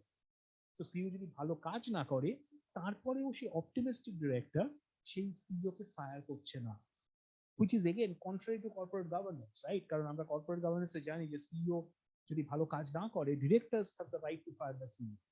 কিন্তু সেই ডিরেক্টর যদি অপটিমিস্টিক হয় অ্যাবাউট দ্য ফিউচার, ও মানে that guy is very emotionally attached, না না না এই কোম্পানিটা খুব ভালো করবে, তার জন্য সিইওকে আমি ফায়ার করছি না, even though the CEO is not doing very well. তারপরে আমরা দেখাচ্ছি যে let's see if it is really irrational, it is just sentimental, নাকি it is grounded in reality। তারপর আমরা শো করছি যে যে ডিরেক্টর অপটিমিস্টিক হয়, এই কোম্পানিগুলো actually are doing better in the future. যদি আমি সাবসিকুয়েন্ট ফার্ম পারফরমেন্স দেখি, আমি দেখাচ্ছি যে যেই কোম্পানিগুলো CEO optimistic, they are doing much better in the future. এবং শুধু তাই নয়, যদি কোনো ক্রাইসিস হয়, আমি দুটো ক্রাইসিস নিয়েছি, একটা হচ্ছে 9/11, সেপ্টেম্বর 11তে আপনারা জানেন there was a terrorist attack in the US and মানে there was a mini recession। এই কোম্পানিগুলো who are governed by optimistic directors, they perform much better। Plus financial crisis হওয়ার পরে again there was a big recession in the US, যেই কোম্পানিগুলো director optimistic, they are recovering faster। তার মানে optimism যেটা আমরা বলছি সেটা কোনো ইরাশনালিটি নয়, it is that the directors they know something about the company, they know that the company's future is much better, তার জন্যই তারা কোম্পানির শেয়ার গুলো সেল করছেন, তারা হোল্ড করে রাখছে, এবং তার জন্যই, এবং they know something, okay, what we don't know what they know, but at least they have, তারা অ্যাটলিস্ট তাদের কোম্পানি সম্বন্ধে এতটা কনফিডেন্ট যে তারা সেই কোম্পানির শেয়ার বিক্রি করছে।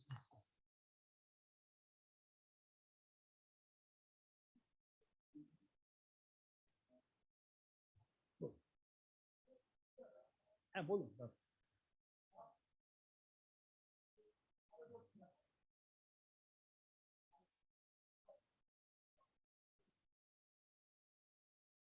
সেটা অ্যাবসলিউটলি হতে পারে, অ্যাবসলিউটলি হতে পারে সেটা।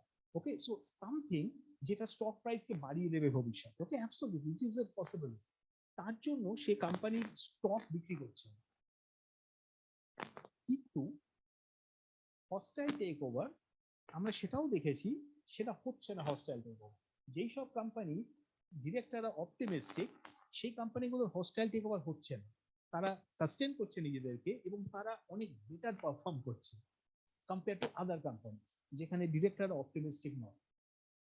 এবং ভেরি সারপ্রাইজিংলি আমরা কিছু ক্রাইসিস দেখি, যে ফিনান্সিয়াল ক্রাইসিস এবং 9/11, সেপ্টেম্বর 11 টেররিস্ট অ্যাটাক, দুটো টাইমেই all the companies they recovered, ultimately they recovered, okay। 9/11 টা একটা ছোট রিসেশন ছিল, financial crisis was a bigger recession। এই কোম্পানিগুলো যেগুলো is governed by optimistic directors, তারা রিকভার করছে much faster। সুতরাং দ্যাট ইজ ভেরি পাজলিং, কারণ they are not doing something illegal, তাদের কাছে কোনো ইনফরমেশন নেই যে একটা ল্যাবে কোনো টেস্ট হচ্ছে, they are finding out the cure for COVID, আর তারপরে সেই ইনফরমেশনটার উপরে they are trading, nothing like that. It's called insider trading by the way, and insider trading is illegal, okay. আপনি ইনসাইডার ট্রেডিং করতে পারেন। ইনসাইডার ট্রেডিং কি? Insider trading হচ্ছে আপনার কাছে যদি কোনো ইনফরমেশন থাকে যেটা অন্য কারোর কাছে নেই, আর আপনি সেই ইনফরমেশনের বেসিসে কেনা বেচা করছেন, সেটাকে বলে ইনসাইডার ট্রেডিং, এবং সেটা is illegal both in the US, both in India also. সেটা নয়, ওদের কাছে কোনো ইনফরমেশন আছে যেটা সবার কাছে আছে, যেটা ওরা মানে ইনফরমেশন তো সবার কাছেই থাকে, কিন্তু সেটা কিভাবে ইন্টারপ্রেট করা হয় সেটাই হচ্ছে মেইন আর কি। তো ওনারা এমন ভাবে জিনিসটা ইন্টারপ্রেট করছেন যার জন্য ওরা কোম্পানির স্টক বিক্রি করছেন না, এবং সেটাই কারেক্ট, কারণ আমি দেখাচ্ছি তারপরে, তাই সেই ফার্মগুলো স্টক মানে স্টক পারফরমেন্স, ওভারঅল পারফরমেন্স অনেক ভালো, অনেক better compare to other firms. তারপরে আমি দেখাচ্ছি যে যদি কোনো রকম মানে রিসেশন হয়, এই কোম্পানিগুলো is doing much better in terms of performance. এবং ইটস ভেরি সারপ্রাইজিং, রাইট, যে কোনো একটা কিছু আছে যার জন্য এই কোম্পানিগুলো, যাদের ডিরেক্টররা কোম্পানির স্টক সেল করছে না, সেই কোম্পানিগুলো is performing much better. So এটাকে ইরাশনালিটি বলবেন না, it is grounded in some type of realism, we don't know, but at least আমরা এইটুকু দেখাচ্ছি যে কোম্পানিগুলোর ডিরেক্টররা optimistic and this companies are performing much better, okay. আর আর আমরা ওদের ডিরেক্টরদের নিজেদের ট্রেড দেখছি, okay, we have data on directors own trade, তারা কিভাবে ট্রেডিং করছে, করে দেখাচ্ছি যে যেই ডিরেক্টররা অপটিমিস্টিক, তারা অনেক বেশি ট্রেডিং করছে নিজেদের কোম্পানি, মানে কিনছে শেয়ারস, কিনে অনেক বেশি প্রফিট করছে। compared to যেই non-optimistic directors. Okay, এবং it is contrary to corporate governance, কারণ যদি কোম্পানির মানে ডিরেক্টররা সিইওদের ফায়ার না করে, that is not good. But ultimately these companies are not doing bad, they are doing actually better in terms of performance. Okay, তো সেইটাই হচ্ছে আমাদের পেপার, যেটা আমি জাস্ট ব্রিফলি বললাম, and I will wrap it up and I'll open up to questions. Okay.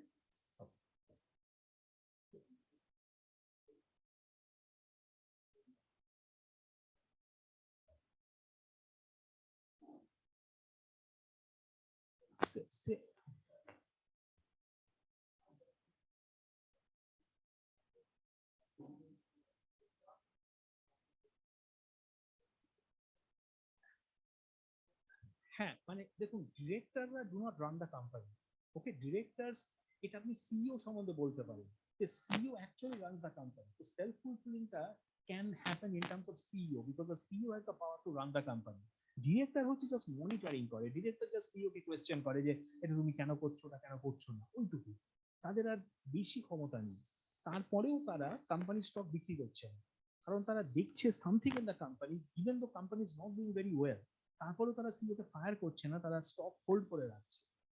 এবং self fulfilling তখনই হবে যখন তাদের কাছে ক্ষমতা থাকবে, দে আর এক্সিকিউটিভস।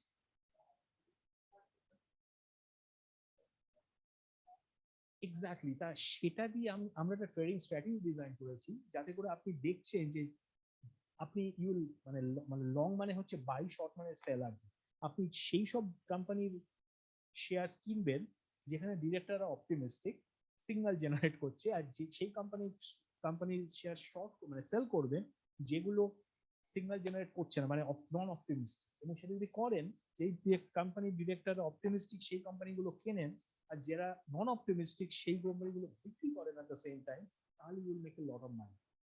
তা সেইটা আমাদের নেক্সট পেপার, অ্যাকচুয়ালি আর ডিজাইনিং এ ট্রেডিং স্ট্র্যাটেজি, যা করে আপনি উইল মেক মানি। ওকে,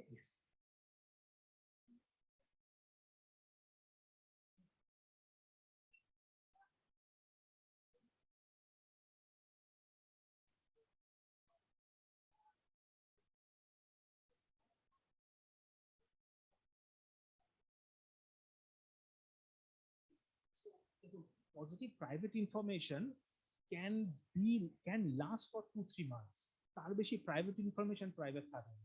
কিন্তু আমরা দেখাচ্ছি 2-3-4 বছর 5 বছর ধরে they are consistently doing better.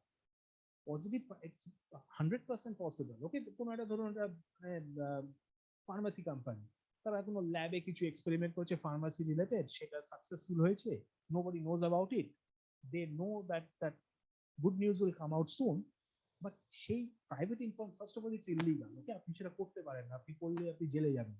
R second of all, এই প্রাইভেট ইনফরমেশনটা বেশি দিন প্রাইভেট থাকবে না, 2-3 মাস প্রাইভেট থাকবে, তার বেশি থাকবে না। কিন্তু আমরা মানে 3-4 বছরের টার্মে দেখাচ্ছি যে still they are making more profit. ওকে,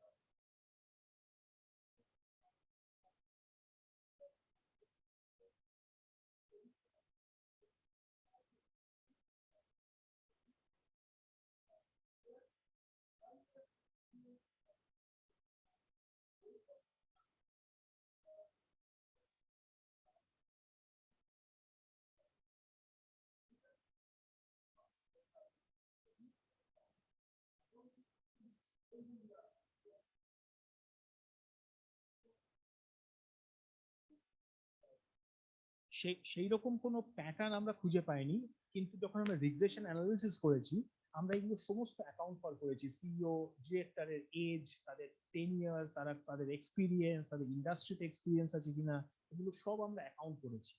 যখন আমরা রিগ্রেশন অ্যানালিসিস করি তখন আমরা এগুলো কন্ট্রোল করি। তারপরেও আমরা দেখছি যে তারা বেশি দিন ধরে রাখছে, এবং তারা কেন ধরে রাখছে সেটা মানে most likely they have some information যেটা মানে public information, but they are extracting it much better than the rest of the people. এবং এজ ওগুলো আমরা কন্ট্রোল করছি না।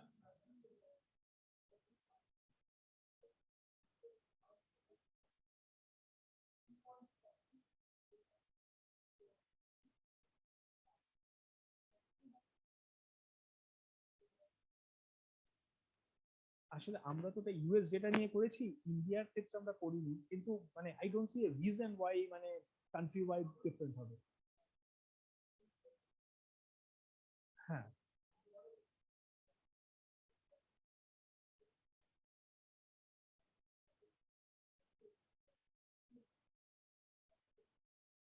আমাদের ওটা নেই আসলে। আমি যেটা বলছিলাম সেটা আগে আর কি, ইট ওয়াজ জাস্ট জেনারেল, মানে যেটা বলছিলাম। Yes, one by.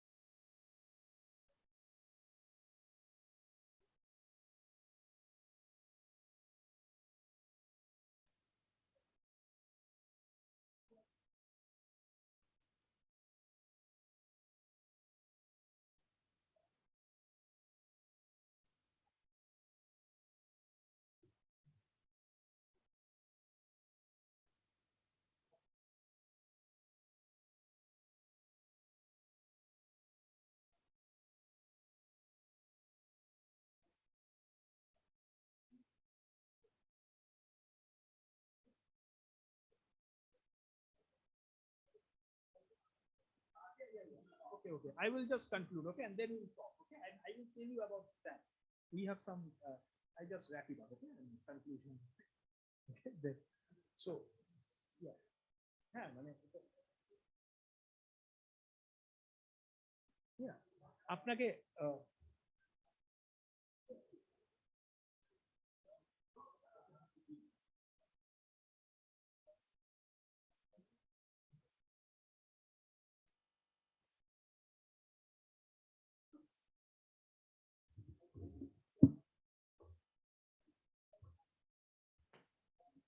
একটা সার্ভে হয়,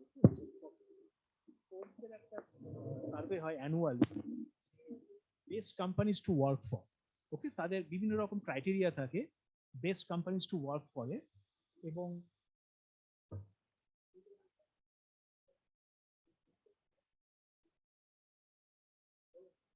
হ্যাঁ, বেস্ট কোম্পানিজ টু ওয়ার্ক ফরের একটা লিস্ট বেরোয় প্রত্যেক বছর। তারা 100টা কোম্পানির লিস্ট বার করে যারা হচ্ছে best companies to work for. সেখানে এই প্যারামিটার গুলো থাকে, তাদের 22টা কোয়েশ্চেন করে, তার মধ্যে মরাল ভ্যালুজ এগুলো থাকে। এবং এখন দেখা যাচ্ছে, এখন কিছু পেপার বেরিয়েছে, আমারও একটা পেপার আছে ইনফ্যাক্ট ওই নিয়ে, যেই কোম্পানিগুলো are best companies to work for, তারা তাদের stock market performance is much better compare to the rest. এবং সেটাকে কেউ এখনো এক্সপ্লেন করতে পারছে না কেন, বুঝতে পারছেন? কিন্তু মানে হিউম্যান ক্যাপিটালও একটা ভ্যালু আছে আর কি, যেটা সামহাও মার্কেটে রিফ্লেক্টেড হচ্ছে, মার্কেট ভ্যালু প্রাইসে রিফ্লেক্ট হচ্ছে, কিন্তু তার কোনো মানে থিওরিটিক্যাল মডেল সেরকম কিছু নেই। কিন্তু কিছু এম্পেরিক্যাল কাজ আছে, ডেটা নিয়ে কিছু কাজ আছে, সেখানে দেখানো যাচ্ছে যে যদি কোম্পানিগুলোর এমপ্লয়ি স্যাটিসফ্যাকশন বেটার হয়, তাহলে তারা মার্কেটে পারফরমেন্স বেটার করছে। মার্কেট বলতে stock market performance is better. মানে জানি না সেটা আপনার ওটা অ্যাড্রেস করে কিনা, বাট মরালিটি ভ্যালুজ এগুলো এখন ইউএসএ তে খুব ইম্পর্টেন্ট হয়ে গেছে। ফর এক্সাম্পল সিএসআর নিয়ে এখন প্রচুর কাজ হচ্ছে, বুঝতে পারছেন? সিএসআর নিয়ে এখন প্রচুর কাজ হচ্ছে, এবং প্রত্যেকটা কোম্পানি এখন CSR a huge amount of investment করছে। এবং ধরুন মানে ডিইআই, ওকে, যে ডিইআই যেটা বলে ডাইভার্সিটি, ইকুয়ালিটি অ্যান্ড ইনক্লুশন, সেটা এখন প্রত্যেকটা কোম্পানি, প্রত্যেকটা ইউনিভার্সিটিতে এখন ডিইআই ট্রেনিং এগুলো এখন মানে ম্যান্ডেটরি হয়ে গেছে। তা সেগুলো আমার মনে হয় আস্তে আস্তে এগুলো না মানে ইনক্লুডেড হবে আর কি, মানে রিসার্চ ওরিয়েন্টেড কাজ, বুঝতে পারছি? But this are very important. Yes.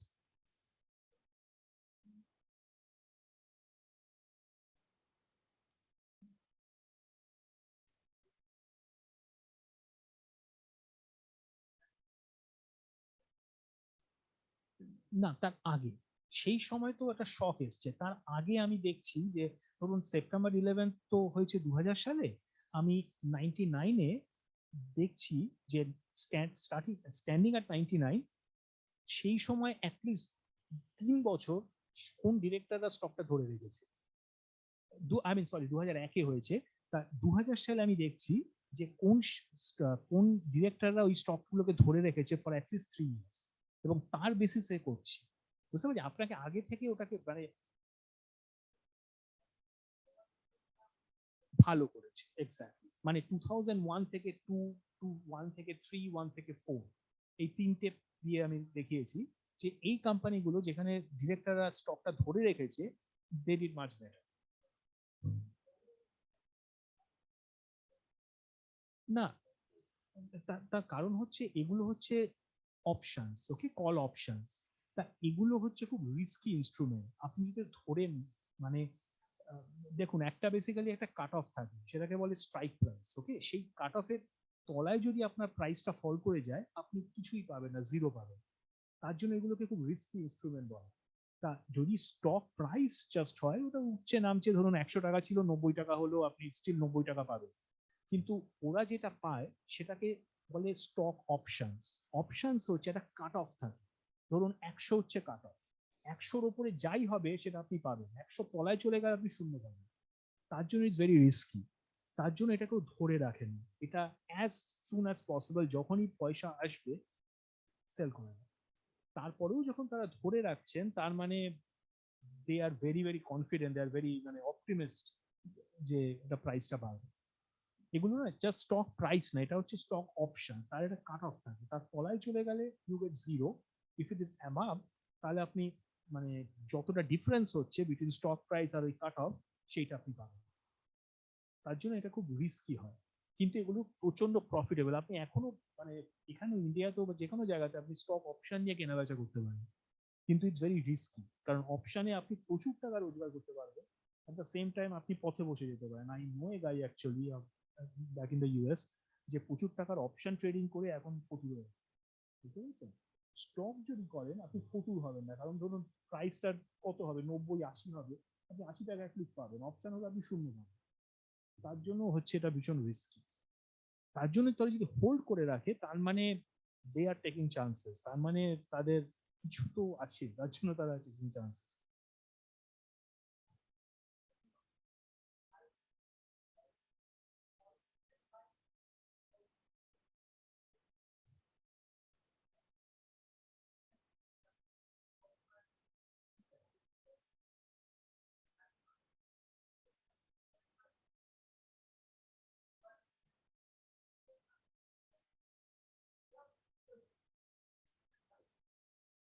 না, ধরুন মার্কেট কন্ডিশনস, তো আমরা মার্কেট কন্ডিশন কন্ট্রোল করি, মার্কেট কন্ডিশন আমরা রিগ্রেশন অ্যানালিসিস কন্ট্রোল করি, কিন্তু ব্যাপারটা হচ্ছে আপনি যদি ধরুন উঠেই যাচ্ছে, তার মানে এই নয় যে উঠতেই থাকবে, তাই না? তা আপনার যদি মানে you are making profit, it's better to sell it off. কারণ উঠতে থাকছে মানেই তো ফল করবে ultimately. So why should you মানে কিপ হোল্ডিং ইট? বুঝতে পারছেন? এবং যদি ইটস ফলিং, তো অফকোর্স আপনি যদি স্টিল ইউ আর হোল্ডিং, তার মানে you are really really optimistic. আর যদি উঠতে থাকে আপনি হোল্ডিং, উঠছে মানে এই নয় যে এটা উঠতেই থাকবে, না মানে এটা তো আচ্ছা।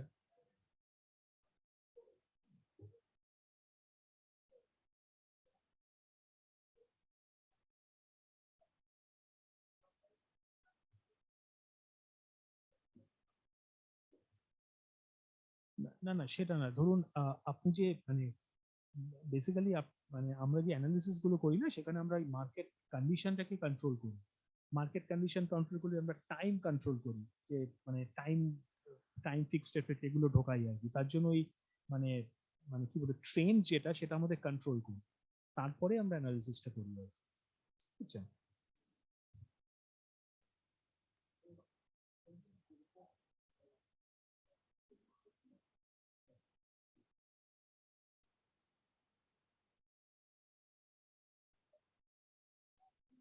Yes yes yes.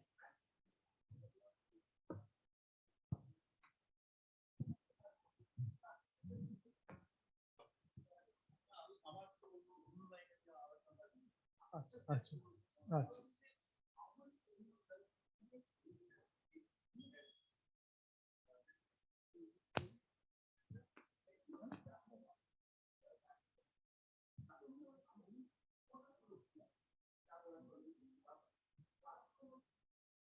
না আমরা ফার্স্ট হচ্ছে এই কিউমুলেটিভ ভোটিং খুব খুব কম হয় আর কি, বুঝলেন তো, around less than 5% cumulative voting allow হয়, ম্যাক্সিমাম কিউমুলেটিভ ভোটিং অ্যালাউ করে না। আর সেকেন্ড হচ্ছে আমরা বাই ডিফল্ট অ্যাজিউম করি এভরিবডি ইজ রিস্ক অ্যাভার্স। ওকে, মানে রিস্ক অ্যাভার্স ধরেই আমরা এগোই আর কি। বুঝতে পারছি, আপনি রিস্ক সিকিং হন তাহলে তো আপনার রিস্ক ইজ গুড, যদি রিস্ক হয় you will still keep holding. তার জন্য বেসিক অ্যাজাম্পশন ফাইন্যান্সে হচ্ছে এভরিবডি ইজ রিস্ক অ্যাভার্স। বুঝতে পেরেছেন?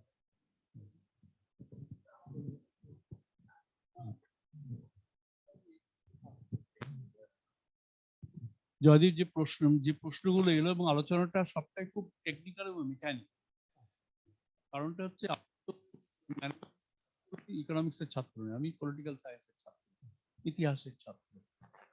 আমার মনে হয় যে স্টক, তবে কোন কোম্পানি কত ভালো করবে কত খারাপ করবে, এটার সঙ্গে রাজনৈতিক যে পরিবেশটা সেটা কিন্তু ইম্পর্টেন্ট। মানে political environment is a critical factor in conceptualizing company whether it is good or bad. আমি এক্সাম্পল দিচ্ছি যে লোকে বলে যখন প্রণববাবু ফিনান্স মিনিস্টার ছিলেন তখন রিলায়েন্স ডিড রিয়েলি ওয়েল, কিন্তু অন্যান্য কোম্পানিগুলো ডিডন্ট ডু ওয়েল কম্পারেটিভলি। এটাতে একটা দিক বললাম আমি। আর দুটো দিক হচ্ছে, আর দ্বিতীয় দিকটা যেটা বলি সেটা হচ্ছে যে আমি ইন্ডিয়ান কনটেক্সট বলছি, আমেরিকার ব্যাপারটা জানি না। ইন্ডিয়ান কনটেক্সটে আমার যেটা অভিজ্ঞতা থেকে বলতে পারি যে টাটা অ্যাজ এন এমপ্লয়, এটা এটা একটা ইমেজ আছে সব জায়গায়। টাটাতে কাজ করছো মানে ঠিক আছে, ভালো কোম্পানি। এই যে এয়ার ইন্ডিয়া নিয়েছে এখন, এ নিয়ে কিন্তু লোকের ক্ষোভ আছে, কিন্তু at the same time they are very optimistic that this particular company air India will do well simply because it is under the stewardship of Tata. ঠিক আছে, তার মানে দুটো জিনিস দেখতে পাচ্ছি। একটা হচ্ছে regardless of political environment, one company has been consistently doing better and better and better. আজও টাটা তো মানে বহু পুরনো, 19th সেঞ্চুরিতে শুরু হয়েছিল, আজও টাটা কিন্তু একটা ইমেজ আছে। কিন্তু রিলায়েন্সের ক্ষেত্রে কিন্তু সেই ইমেজটা নেই। কিন্তু একটা সময়ে রিলায়েন্স রিয়েলি ডিড ওয়েল। তার মানে আমি বলতে চাইছি এটা, যখন তোরা এই ধরনের অ্যানালিসিস করিস সেখানে কি এই ব্যাপারগুলো কি মানে do you take this into account? কারণ যদি তা না করিস তাহলে পুরো মডেল বিল্ডিং যেটা, সেটা it becomes highly technical, highly mechanical. এর সঙ্গে কিন্তু মানে জীবনের বা মানে না জমির গ্রাসরুটসে কোনো যোগাযোগ নেই। আমি সেই হচ্ছে এটা, how do conceptualize a problem when politics also plays a critical role in shaping the future of the company? মানে ব্রডলি যদি প্রশ্নটা এইভাবে করা যায়। হ্যাঁ, এটা তো এটা একটা হিউজ টপিক আর কি,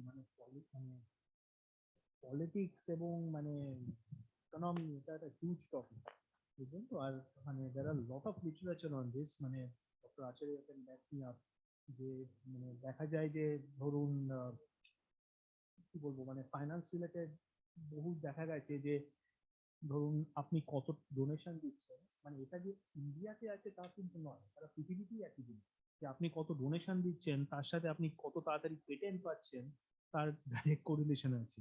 কত কর্পোরেট ডোনেশন তো তাও অনেক লুকিচুরি হয়, এখন অবশ্য ইলেকট্রাল বন্ড হয়ে গেছে, ইউএসএ তো খুললাম হয় আর কি, লবিং বলে আর কি, আপনি লবিস থেকে পুরোপুরি কোম্পানিরা ব্যাক করে, এবং আপনার কোম্পানি কত লবিং করছে তার উপরে বহু কিছু নির্ভর করে। ফর এক্সাম্পল, আপনি যদি বিদেশে, ইউএসএ এর অদ্ভুত আইন আছে সেটাকে বলে এফসিপিএ, আপনি যদি বিদেশে, ইউএসএ না বিদেশে যদি আপনি ঘুষ দেন তাহলে আপনাকে ইউএসএ দ্বারা প্রসিকিউট করতে হবে, এবং তারা প্রত্যেক মাসে লিস্ট বার করে অফ কোম্পানিজ যারা বিদেশে ঘুষ দিয়েছে ইনক্লুডিং ইন্ডিয়া, এবং তাদেরকে ওটা ইউএস তে প্রসিকিউট করতেছে। এবং এরকম পেপার আছে যারা দেখাচ্ছে যে যে কোম্পানিগুলো লবি করেছে, কর্পোরেট ডোনেশন দিয়েছে, তাদের প্রসিকিউশন অনেক কম হয়েছে কম্পেয়ার টু কোম্পানির কোম্পানির সাথে ধরুন কর্পোরেশনের সাথে পলিটিক্যাল পার্টির লিঙ্ক তো আছেই, এবং মানে আমরা ভাবি যে ইন্ডিয়াতে এটা খুব খারাপ অবস্থা, সেটা নয়, মানে সারা পৃথিবীতেই একই ব্যাপার আর কি। এবং ওয়ান থিং ইজ, দেখুন আমরা তো মানে একটা লং টাইম ধরে জিনিসটা করি না। আমার ডেটাটা হচ্ছে ফ্রম 2000, ফ্রম 1998 টু 2019, তা এই পুরো টাইম ফ্রেমে আমরা এই প্যাটার্নটা পাচ্ছি। তা সেখানে ডিফারেন্ট গভর্নমেন্ট এসছে, রিপাবলিকান অ্যান্ড ডেমোক্রেট। সুতরাং এমন নয় যে একটা পার্টিকুলার মানে একটা particular structure is driving our result. আমরা অনেক বড় ডেটা সেট নিয়ে কাজটা করছি, সুতরাং মানে আই থিঙ্ক যে উই আর কাভারিং দ্যাট। এবং ইন্ডিভিজুয়াল, তাই না? তো সব সমস্ত রাজনৈতিক দলের মধ্যে থাকে এবং তাদের কিন্তু কোনো চরিত্র নেই। সে বাম ডান সবাই হচ্ছে পয়সা রোজগার। তো সেই জন্য তুই যে প্যাটার্ন পাচ্ছিস এটা খুব স্বাভাবিক। মানে Trump is no different from Biden or vice versa. এখানেও তাই। মানে আমি এগুলো নাম না করেই ভালো। এখানে সেই বলছি, তুই যে প্যাটার্নটা পাচ্ছিস তার পিছনে এটাও কিন্তু কারণ। যে চোরদের কোনো চরিত্র হয় না, ওরা চোর চোর, তাই না? এবং কর্পোরেট ওয়ার্ল্ডে যে চুরিটা যেভাবে হয়, মানে আমি রিলায়েন্সের বক্তব্য বললাম, রিলায়েন্সের প্রণব বাবুর সময় রিলায়েন্স প্রণব না থাকলে হয়তো রিলায়েন্স উঠতই, তো অনেক গল্পই বলে। কিন্তু আবার এদের সময় টাটা কিন্তু একটা নিজের ইন্টিগ্রিটি মেনটেন করে যাচ্ছে। ওই একই রাজনৈতিক পরিবেশ থেকেও কিন্তু টাটা ইজ টাটা, তাই না? আপনি প্রণব বাবুর ব্যাপারটা বলেন না, প্রণব মানে উনি একটা খুব না আমি নাম করছি না, এটা প্রণব ক্যান বি এনিবডি। এটা তো মানে ওই কিছু না, মানে উনি একটা খুব বাজে ল করেছিলেন, আপনারা হয়তো জানেন, রেট্রোস্পেক্টিভ ট্যাক্স খুব বসিয়েছিলেন, যেটা খুব বাজে হয়েছিল। ইন্ডিয়ার মানে মানে ইনভেস্টর ফ্রেন্ডলি ইমেজটা ভীষণভাবে ড্যামেজ হয়েছে। তার মানেটা হচ্ছে বেসিক্যালি, যারা জানেন না আর কি, সেটা হচ্ছে যে ধরুন আপনি এখন মানে 2022-তে আছেন, রেট্রোস্পেক্টিভ ট্যাক্স হচ্ছে আপনি যদি 2008-এ কোনো ডিল করে থাকেন, গভর্নমেন্টের কাছে যে পাওয়ার থাকবে যে 2008-এ কি ডিল করেছেন তার বেসিসে আপনাকে এখন ট্যাক্স করবে। মানে 10-15 বছর আগে আপনি কি করেছেন তার বেসিসে আপনাকে এখন হিউজ টাকা ফাইন করতে পারে। সেটা প্রণববাবু আনফর্চুনেটলি করেছিলেন, এবং তারপরে ইন্ডিয়ার প্রচুর টাকা পেনাল্টিও ফেস করতে হয়েছে। লাকিলি এখন রিসেন্টলি লাস্ট 1 বছর আগে মোদি গভর্নমেন্ট ওটাকে বন্ধ করেছে, এবং সেটা মানে is one of the good policy. এবং সেটা মানে নাথিং পার্সোনাল, নাথিং, মানে এটা has improve the investor friendly image of India. কারণ রেট্রোস্পেক্টিভ ট্যাক্স যেটা করা হয়েছিল, তারপরে ইন্ডিয়ার মানে মানে ইমেজটা অনেকটা খারাপ হয়ে গেছিল আর কি। তো এগুলো হচ্ছে মানে direct interference of politician in business.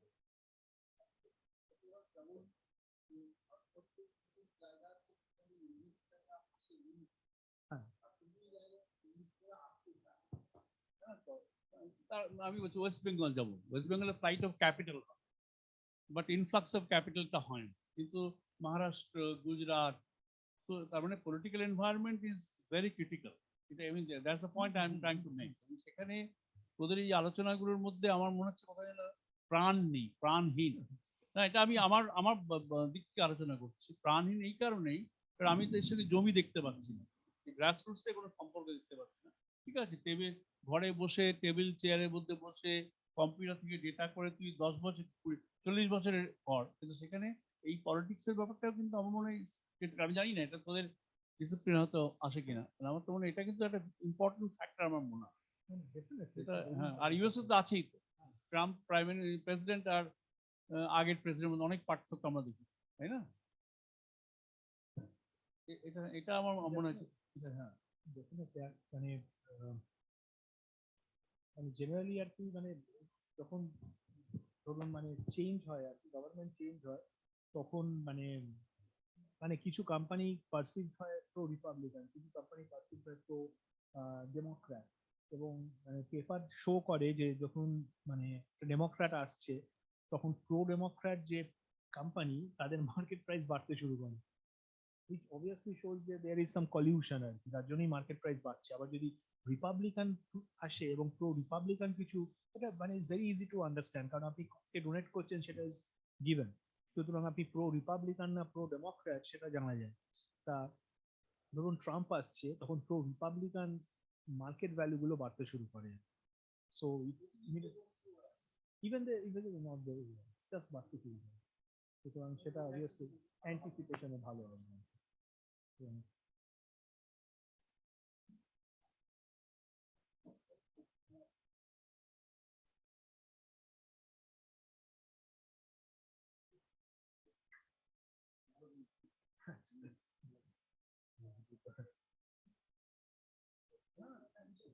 ও আচ্ছা,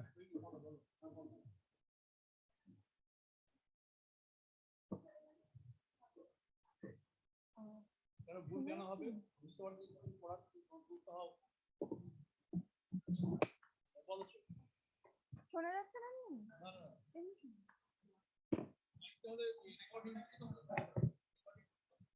রেকর্ডিং হচ্ছে মাইকটাই বলে। ওকে, শোনা যাচ্ছে তো? আচ্ছা স্যার, আমি বলছিলাম যে কিছুক্ষণ আগে একজন প্রশ্ন করলো আপনাকে যে সিইও কি করে বুঝবেন যে লং টার্ম স্টকটা পড়বে না ওটা রাইজ হবে, তার কালচারাল অ্যাসপেক্ট বা ইকোনমিক অ্যাসপেক্ট, পলিটিক্যাল অ্যাসপেক্ট। তো কিছু বছর আগে আমাদের George Elton Mayo, who was born in Australia, and Hawthorne একটা এক্সপেরিমেন্ট করেছিল ইন শিকাগো 1920-1930 তে। উনি একজন সাইকোলজিস্ট ছিলেন, and he gave this concept of human relation. So if we consider or refer to that theory, I think it can include the behavioral economics and the political environment, as sir also talked. তো যদি আপনি শুনে থাকেন বা কিছু যদি এটা নিয়ে বলতে পারেন, তাহলে আমার অন্তত ডাউটসটা ক্লিয়ার হবে। আমি আসলে এটা শুনিনি, উনি কি বলেছিলেন? মানে পাবলিক অ্যাডমিনিস্ট্রেশনের একজন থিঙ্কার ছিলেন, ইলটন মায়ো বলে। উনি একটা ইলেকট্রিক কোম্পানিতে ওয়ার্কার্সদের সাথে যে ম্যানেজমেন্টের রিলেশন নিয়ে গবেষণা করেছিলেন।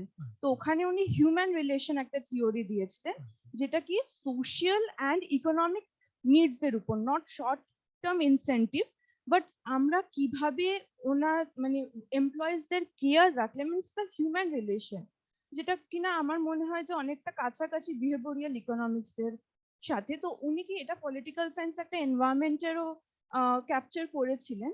তো আমার মনে হয় এই থিওরিটা এখানে একবার রেফার করলে কিছু একটা ভালো পেপার আছে।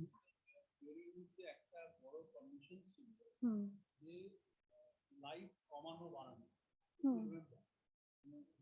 ফ্যাক্টরি ঠিক করলো, ফ্যাক্টরিতে বললো যে হিউম্যান রিলেশন সিস্টেম, ফ্যাক্টরিতে পুরোনো ফান্ডামেন্টাল কনসেপ্টুয়ালাইজেশন যে হিউম্যান রিলেশন মানে how does the corporate boss behave to the employee in general, মানে বিহেভিয়ারাল ট্রেটস এর। আরেকটা বলছেন যে এনভায়রনমেন্টটা কিরকম, যেখানে কাজ করছি সেখানে ধর লাইট, উনি লাইটটা কম বেশি করে দেখেন, বা ধর বাথরুমটা কেমন, বেবি সিটিং এর জায়গা আছে, এই যে ফ্যাসিলিটিস গুলো Chicago light company human relations গুলো। হিউম্যান রিলেশনস এর প্রবলেমটা হচ্ছে যেটা পরবর্তীকালে নিশ্চয়ই তুমি দেখে পড়েছো,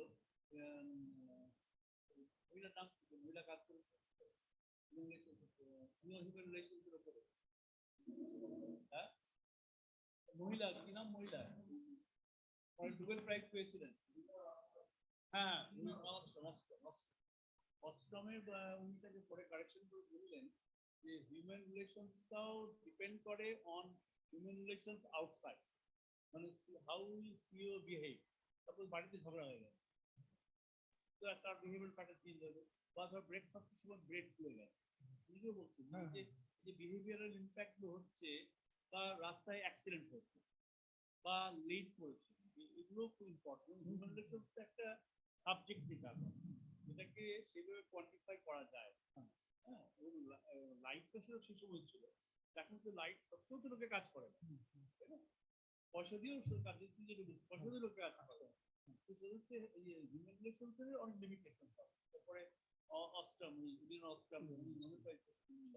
যদি এরপরে এটাকে নিও হিউম্যান রিলেশন ধরে একটা হার্ভার্ড সাইমন থেকে হয়েছিল। এগুলো আমাদের পাবলিক অ্যাডমিনিস্ট্রেশন, আমার মনে পড়লো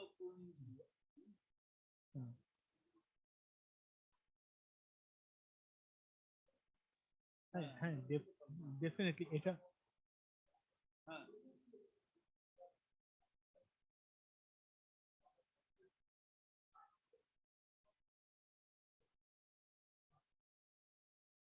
হ্যাঁ আসলে এটা না কোয়ান্টিফাই করাটা খুব ডিফিকাল্ট, বুঝলেন তো, মানে তার জন্য মানে it's a very good idea, কিন্তু আপনি এটাকে কিভাবে মানে সার্ভে করে দেখতে পারেন যে মানে 1 to 0 আপনার মানে 1 to 10 আপনি কোথায় র্যাঙ্ক করবেন তার বেসিসে, বাট মানে যেহেতু ডেটার মানে প্রবলেম আছে তার জন্য খুব বেশি এম্পিরিক্যাল কাজ হয়েছে বলে আমি জানি না হিউম্যান রিলেশন, মানে অ্যাটলিস্ট আমাদের ফিল্ডে আর কি।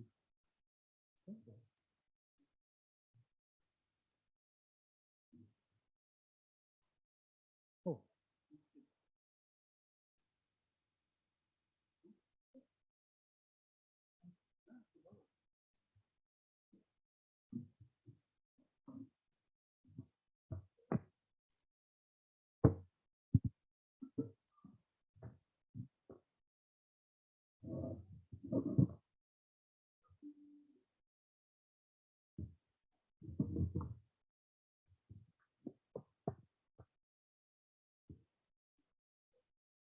আমি ধন্যবাদ জ্ঞাপন দিয়ে নিই। প্রথমে ধন্যবাদ জানাই আজকের প্রধান বক্তা ডক্টর জয়দীপ চৌধুরীকে। উনি খুব সুন্দরভাবে এবং বাংলায় আমাদের বোঝালেন সিইও এবং তার সঙ্গে ডাইরেক্টরদের যে সম্পর্ক। আপনাকে অসংখ্য ধন্যবাদ। আশা করি ভবিষ্যতেও আমরা আপনাকে পাবো। ধন্যবাদ জানাই আমাদের শ্রদ্ধেয় উপাচার্য মহাশয়কে এই অনুষ্ঠান প্রিজাইড করবার জন্য এবং ওনার বক্তব্য রাখার জন্য। ধন্যবাদ জানাই আমাদের নিমাই দাকে, ডক্টর নিমাই সাহা। উনি এই পুরো অনুষ্ঠানটি করেছেন, উদ্যোগ নিয়েছেন।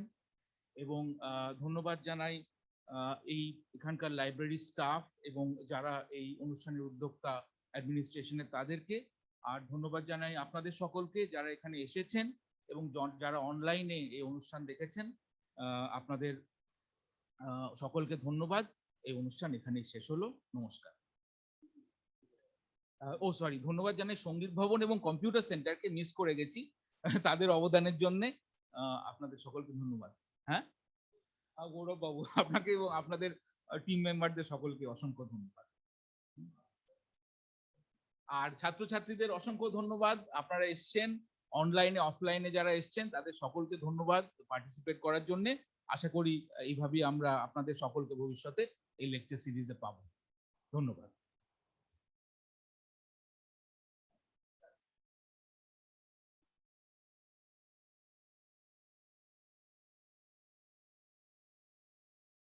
পাঁচ তারিখেও আমাদের লেকচার সিরিজের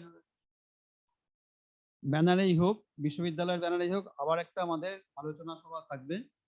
তো আমি আপনাদের সকলকে অনুরোধ করব 5 তারিখ বিকেল 4টেই আপনারা আসুন সেন্ট্রাল লাইব্রেরি কনফারেন্স হলে। সেখানে আমাদের বর্তমান প্রধানমন্ত্রী ভারত সরকারের এবং কেন্দ্রীয় সরকারের একটা নির্দেশিকা আছে, যার উপরে আমাদের একটা @মোদি 2020 বলে একটা আমাদের শীর্ষক আলোচনা সভা এবং তার একটা রিপোর্টিং করে গভর্নমেন্টের কাছে পাঠানোর জন্য আমরা দায়বদ্ধ। তো আপনারা সবাই প্লিজ আসবেন, অনুষ্ঠানটা যেন আমরা ঠিক করে করতে পারি এবং তার অডিও ভিডিও সমস্ত ডকুমেন্টেশন করে একটা প্রপার ফাইলিং করে আমাদেরকে সরকারের দপ্তরে পাঠাতে হবে। তো আপনাদের সকলের সহযোগিতা আমাদের একান্তই কাম্য। এবং গতকালকে আমি জানি না, আপনারা যদি সিকিম সেন্ট্রাল ইউনিভার্সিটির কোনো ডিপার্টমেন্টের কোনো কারোর সাথে যদি কোনোভাবে কেউ যুক্ত থাকেন, দেখবেন গতকালকে তাদের ওখানে অনুষ্ঠানটা হয়ে গেছে। তাদের লাইব্রেরিয়ান ওটা মডারেট করছিলেন বলে উনি দিয়েছেন। তো শ্রীরাম হচ্ছেন ওখানকার লাইব্রেরিয়ান, ডক্টর শ্রীরাম নামটা। উনি একজন পাঞ্জাবি। তো উনি লাইব্রেরিয়ান, আমার বন্ধু মানুষ, আমার সাথে ফ্রেন্ড শেয়ারে আছেন। আমি কালকে দেখলাম যে ওনারা অনুষ্ঠানটা করেছেন এবং ওনারা বিভিন্ন লিফলেট ব্যানার ট্যানার দিয়ে খুব সুন্দর করে উনি ফেসবুক পোস্ট করেছেন। তো সেটা আমি দেখে কিছুটা শিখেছি। আমরা চেষ্টা করব কিছুটা তার রিফ্লেকশন আমাদের এখানেও দিতে। তো আপনারা সবাই প্লিজ আসবেন, আমাদের ভালো লাগবে এবং আমরা অনুষ্ঠানটা ঠিক করে আমরা সরকারের দপ্তরে একটা কোয়ালিটি ডকুমেন্ট যেন সাবমিট করতে পারি। Thank you very much.